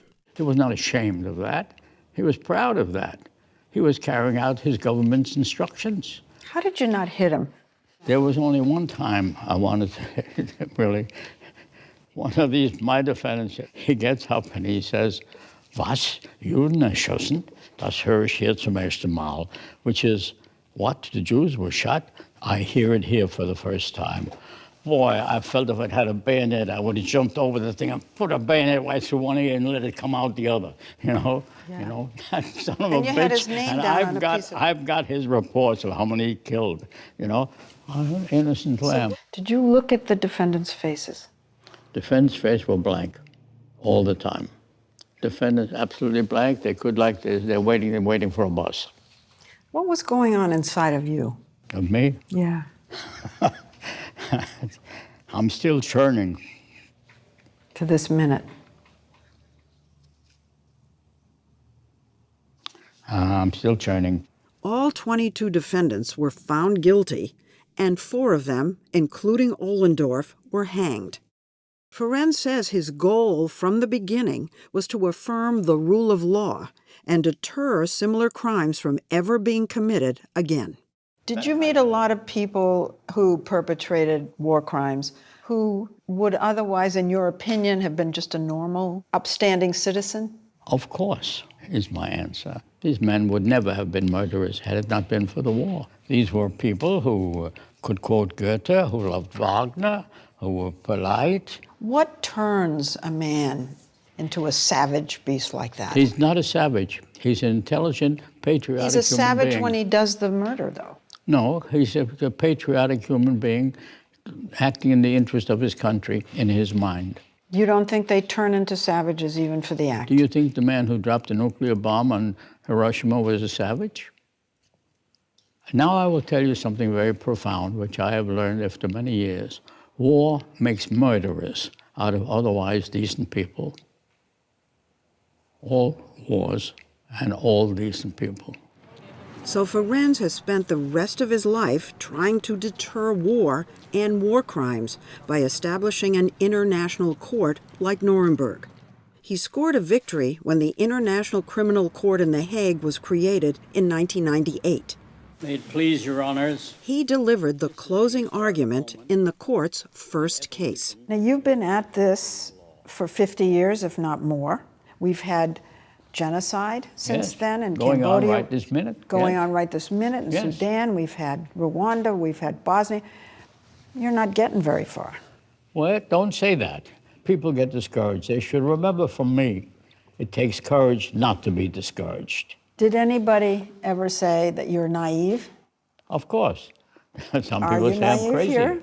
Well, if it's naive to want peace instead of war, let them make sure they say I'm naive, because I want peace instead of war. If they tell me they want war instead of peace, I don't say they're naive. I say they're stupid. Stupid to an incredible degree to send young people out to kill other young people they don't even know, who never did anybody any harm, never harmed them. That is the current system. I am naive? That's insane. Thank you very much. Ferencz is legendary in the world of international law, and he's still at it. Are you going to help me save the world? I heard so. It's up to you. He never stops pushing his message. War, not war. Never give up. Never give up. And he's donating much of his savings to a genocide prevention initiative at the Holocaust Museum. He says he's grateful for the life he's lived in this country, and it's his turn to give back. You are such an idealist. I don't think I'm an idealist. I'm a realist. And I see the progress. The progress has been remarkable. Look at the emancipation of women in my lifetime. You're sitting here as a female. Look what's happened to the same-sex marriages. To tell somebody a man can become a woman can become a man, and a man can marry a man, they would say, you're crazy. But it's a reality today. So the world is changing, and you shouldn't, be despairing because it's never happened before. Nothing new ever happened before. But we're on a roll. We're marching forward. Ben, I'm sitting here listening to you, and you're very wise, and you're full of energy and passion, and I can't believe you're 97 years old. Well, I'm still a young man. Clearly. And I'm still in there fighting. And you know what keeps me going? I know I'm right.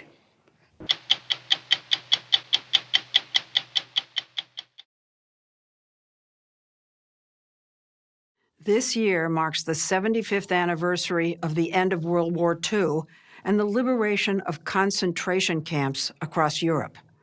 Most of the survivors who remain are now in their 80s and 90s, so soon there will be no one left who experienced the horrors of the Holocaust firsthand, no one to answer questions or bear witness to future generations. But as we first reported earlier this year, a new and dramatic effort is underway to change that by harnessing the technologies of the present and the future to keep alive the ability to talk to and get answers from the past. Hi, Aaron. Hello. Can I ask you some questions? You can ask me anything you want, within reason.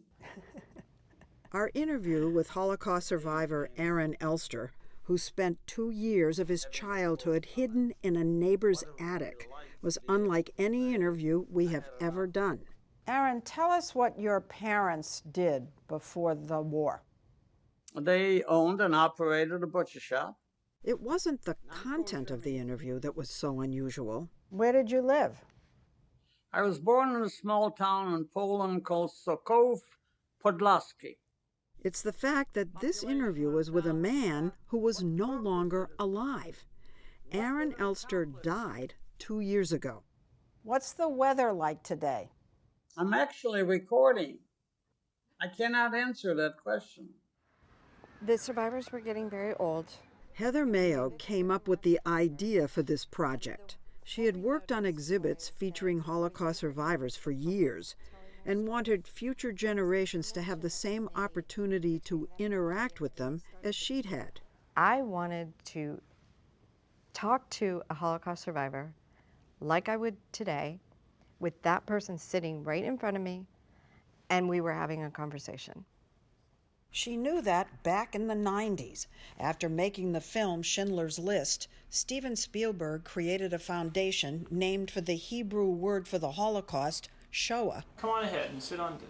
To film and collect testimonies from as many survivors as possible. You're rolling? They have interviewed nearly 55,000 of them so far and have stored them at the University of Southern California. But Mayo dreamed of something more dynamic, being able to actively converse with survivors after they're gone. And she figured in the age of artificial intelligence tools like Siri and Alexa, the technology had to be creatable. I've been involved in interviewing Holocaust survivors for over 20 years. She brought the idea to Stephen Smith, executive director of the USC Shoah Foundation, and now her husband. He loved it, but some of his colleagues weren't so sure. One of them looked at me. She was like, "You want to talk to dead people?"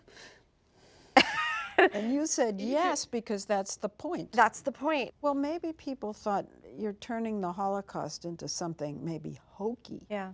They said that you're going to Disneyfy, you're going to Disneyfy the Holocaust. We had a lot of pushback on this project. Is it the right thing to do? What about the well-being of the survivors? Are we trying to keep them alive beyond their death? Everyone had questions except for one group of people, the survivors themselves, who said, where do I sign up? I would like to participate in this project. No barriers to entry.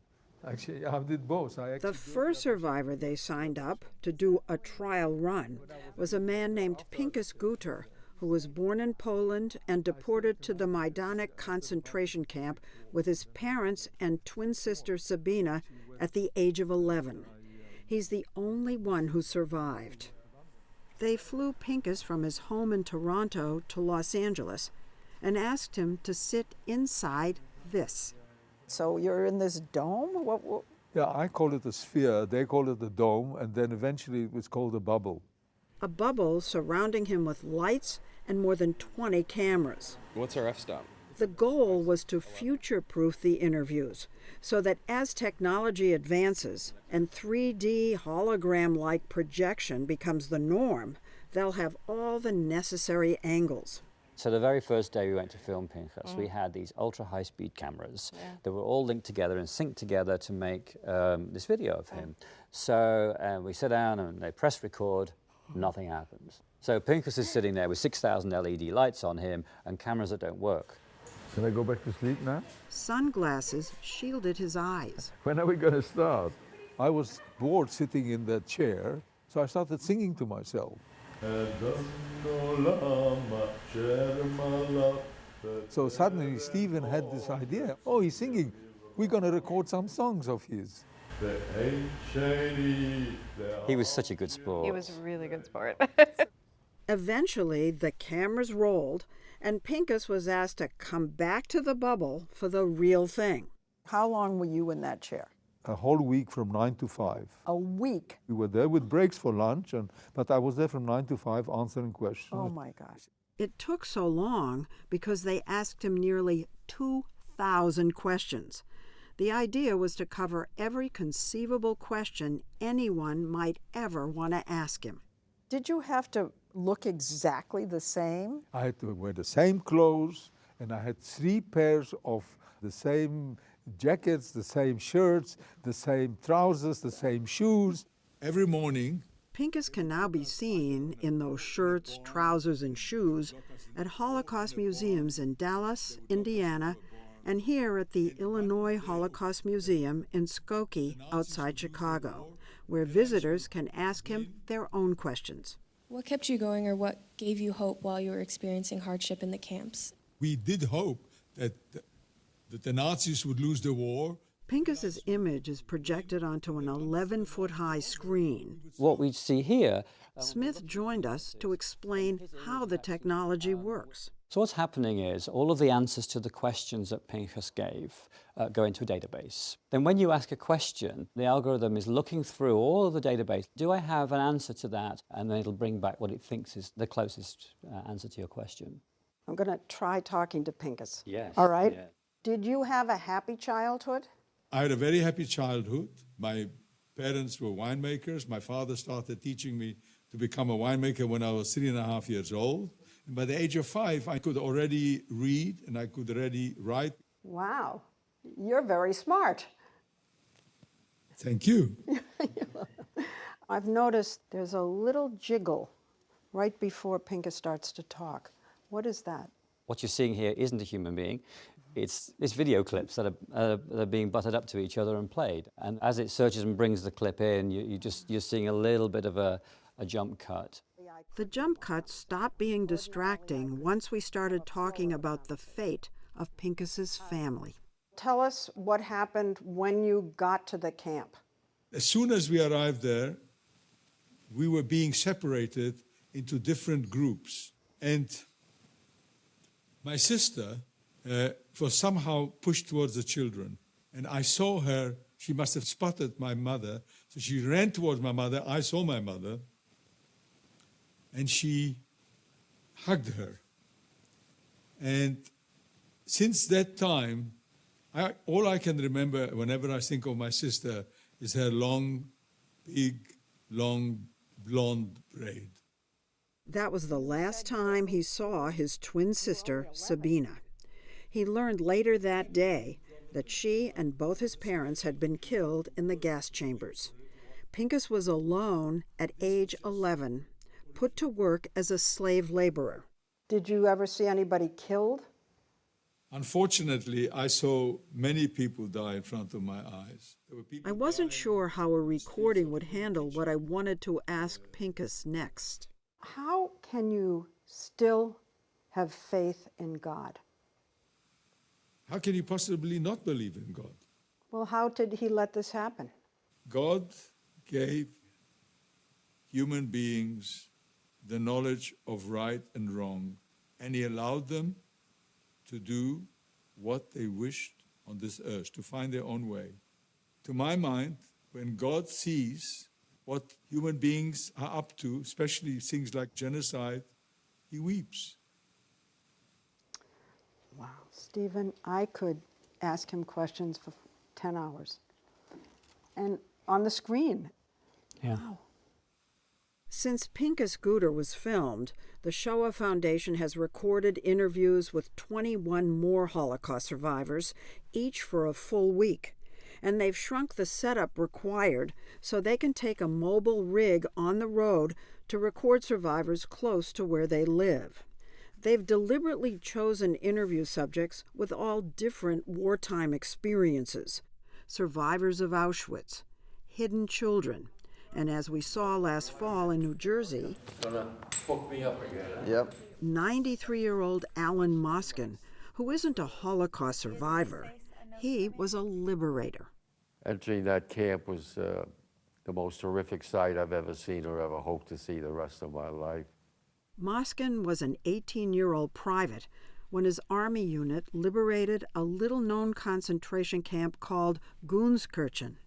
There was a pile of skeleton-like bodies on the left. There was another pile of skeleton-like bodies on the right.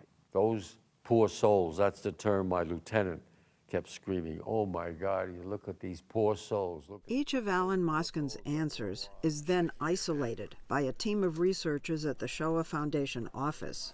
I remember the expression and the attitude of all of us, what in the freak, what is this, God Almighty? Who add into the system a variety of questions people might ask to trigger that response. For every question that we asked, there are 15 different ways of asking the same question. And that's fed in. And that's all manual. Editors rotate the image, turn the green screen background into black, and then a long process of testing begins, some of it in schools. So, Mr. Pincus, on your screen. Students are asked to try it out, ask whatever questions they want, and see if the system calls up the correct answer. How did you find out that your city was getting invaded by Germany? Would you ever want to seek revenge? How did you feel about your family? Can you rephrase that, please? Every question and response is then reviewed. We log every single question that's asked of the system and see if there is a better response that addresses that question more directly. As we discovered, it's still a work in progress. Tell us about your family when you were a little boy. How about you ask me about life after the war? So a couple of things about artificial intelligence. It is mainly artificial and not so intelligent. Just yet, for now. But the beauty of artificial intelligence is it develops over time. So we aren't changing the content. All the answers remain the same. But over time, the range of questions that you can ask will be enhanced considerably. And you had to stay silent? Questions to draw out what it was like for Aaron Elster hiding in that attic 75 years ago. I used to pray to God to let me live till I was 25. I wanted to taste what adulthood would be like.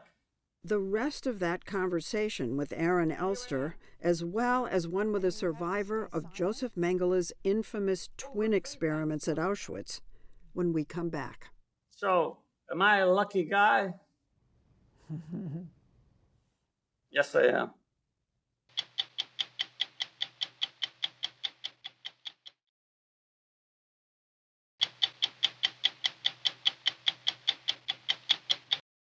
The whole point of the Shoah Foundation's project is to allow meaningful conversations with Holocaust survivors to continue even after the survivors themselves are gone.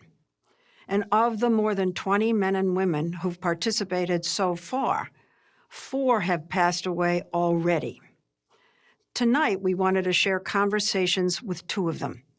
Conversations that at times felt so normal, we could almost forget we were talking to the digital image of someone who was no longer living.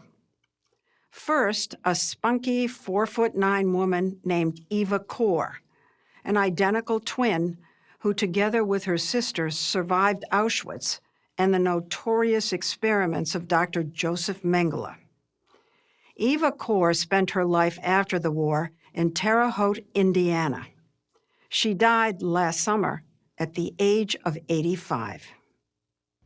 Hi, Eva. How are you today? I'm fine, and how are you? I'm good. It felt natural to answer her question before posing my own. So, how old were you when you went to Auschwitz? When I arrived in Auschwitz, I was 10 years old, and I stayed in Auschwitz until liberation, which was about 9 months later when we were liberated. So we made a little announcement about the fact we were starting this project. I get a call the next day from a lady called Eva Kor. I didn't know her at that point in time, and she says, I want to be one of those 3D interviews. I want to be a hologram. I want to be a hologram.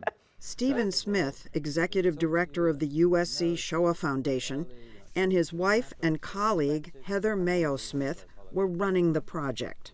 I said, well, I'm traveling, I'm very sorry. Where are you going?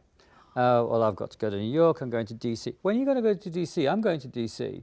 Turns out we were going to the same event in DC. I arrive at my hotel, she's sitting in the lobby waiting for me. When Eva, on the right, and her twin sister Miriam arrived at Auschwitz, they were pulled away from their parents and older sisters and taken to a barrack full of twins. They never saw their family again. 50 years ago at a railroad 60 Minutes reported on Mengele's twin experiments in a story back in 1992. And the reason that my number is not... And we actually interviewed the living Eva Kor at her home in Terre Haute. Eva told us then about becoming extremely sick after an injection. Mengele came in every morning and every evening with 4 other doctors. And he declared, very sarcastically laughing, "Too bad, she's so young. She has only 2 weeks to live." When I heard that, I knew he was right.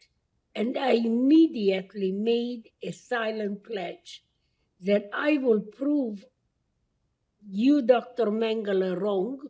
Imagine picking up a conversation almost 30 years later and after Eva's death. Eva, tell us about Dr. Mengele. What was he like? He had a gorgeous face, a movie star face, and very pleasant, actually. Dark hair, dark eyes. When I looked into his eyes, I could see nothing but evil. People say that the eyes are the center of the soul, and in Mengele's case, that was correct. Eva and Miriam are visible in footage taken by the Soviet forces that liberated Auschwitz 75 years ago. They went back to the camp many times, Eva continuing to go even after Miriam's death in 1993. Because if the train came on that direction... It was on one of those visits that Eva made a stunning announcement. I, Eva Moses Kor, that she had decided to forgive her Nazi captors.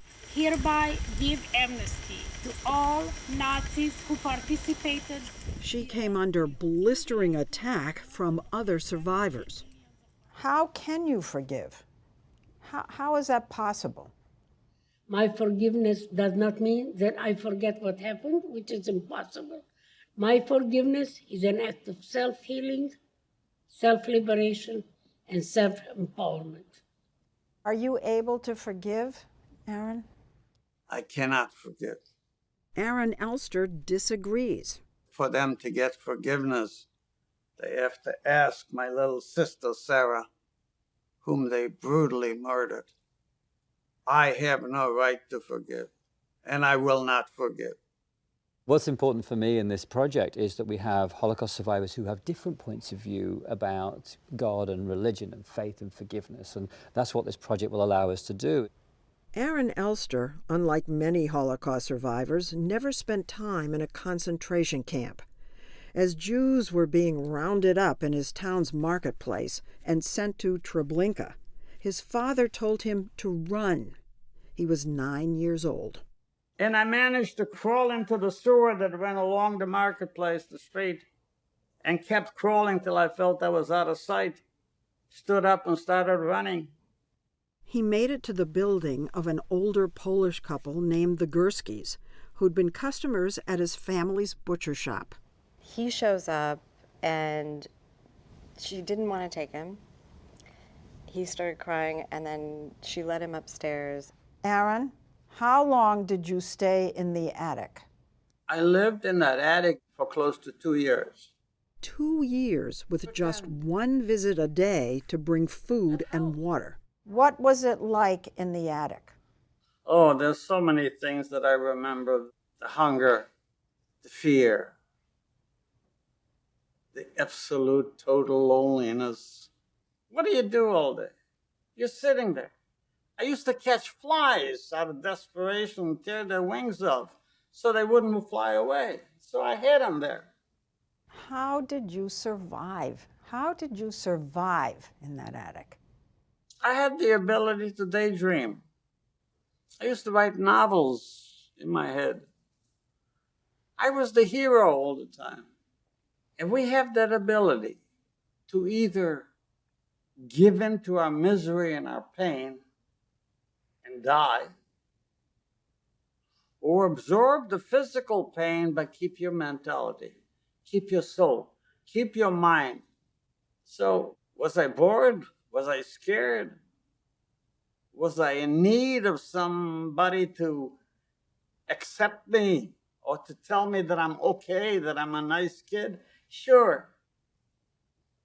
But that was not part of my life.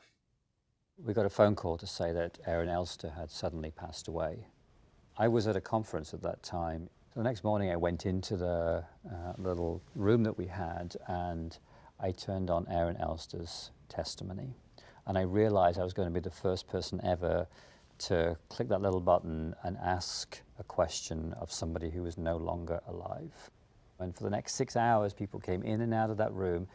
His funeral had not yet taken place, and yet the legacy was already continuing, and it was a very powerful and touching moment. You're good. You're doing great. A touching moment that may soon be available to others beyond the community of Holocaust survivors. They're going to come in and they're going to have you look. Heather Mayo Smith says in the process of developing and testing this technology, she was barraged with inquiries. There wasn't one person, literally not one, that didn't ask me if they could do a similar interview with either a loved one, for themselves. Unrelated to the Holocaust. Unrelated, completely unrelated. Can I do this with someone that I know? What's the answer? Yes. She has started an independent company that's trying to expand the use of this technology. I was an astronaut for NASA. Recording interviews with other historical figures like astronauts, and eventually with anyone at all. What unit were you in during So World do War you II? think that this is just going to be a tool that people use? Everybody will be recording their histories, and other Interactively. people can interview them. Mm-hmm. It'll just be life. Yeah. We're going to go ahead and get started. For now, though, the race is on to capture interviews with as many Holocaust survivors as possible while there's still time, so the conversations can continue, always, with people like Sharyn Elster. Do you want revenge? When I was a youngster, I wanted revenge very, very, very much. And I hate it. I hate it. But most of the perpetrators, most of the killers are dead. So who am I going to hate? The grandchildren that had nothing to do with? It's not right. Revenge is not part of my life, not part of my thinking. You know, here you have these people who were basically destined to be annihilated, that they survived as the miracle, but they were supposed to be murdered, killed, and now they have immortality. They were not supposed to have a name. They were supposed to be destroyed for all time. And now, through this program, they will be able to continue to answer questions hundreds of years after the Nazis have gone. It's that never forget. We've had a lot of cliches around the Holocaust, you know, never again, never forget, we must remember, all this sort of thing. What this does, it makes sure that there isn't closure, because it's not about a statement, it's not about a particular thing that's being instructed of you. The onus is on you to ask the questions. The onus is on you to be curious and to want to know. And so in a sense, it turns the learning on its head and says, I'm not going to tell you what the lessons of the Holocaust are. I'm not going to tell you what the Holocaust means. But if you want to find out, then you can ask. It's so terribly important. So there we were, at a special moment in time when the living Pinchas Scooter could talk to the one who will live forever. Would you ask you a question for us? I will ask the one which is my favorite. Okay. Can you sing me a song from your youth? You want me to sing it for you? Yes, please. Jadą dzieci, jadą drogą, siostrzyczka I brat, I nawidzić się nie mogą, jaki piękny świat. What does that mean? What is the song? Is it a happy song? Yeah, with a happy song, it's like a brother and a sister, which of course my twin sister, are traveling in the woods or on the road, and they can't get over how beautiful the world is. Oh my God. Jadą dzieci, jadą drogą, siostrzyczka I brat, I nawidzić się nie mogą, jaki piękny świat.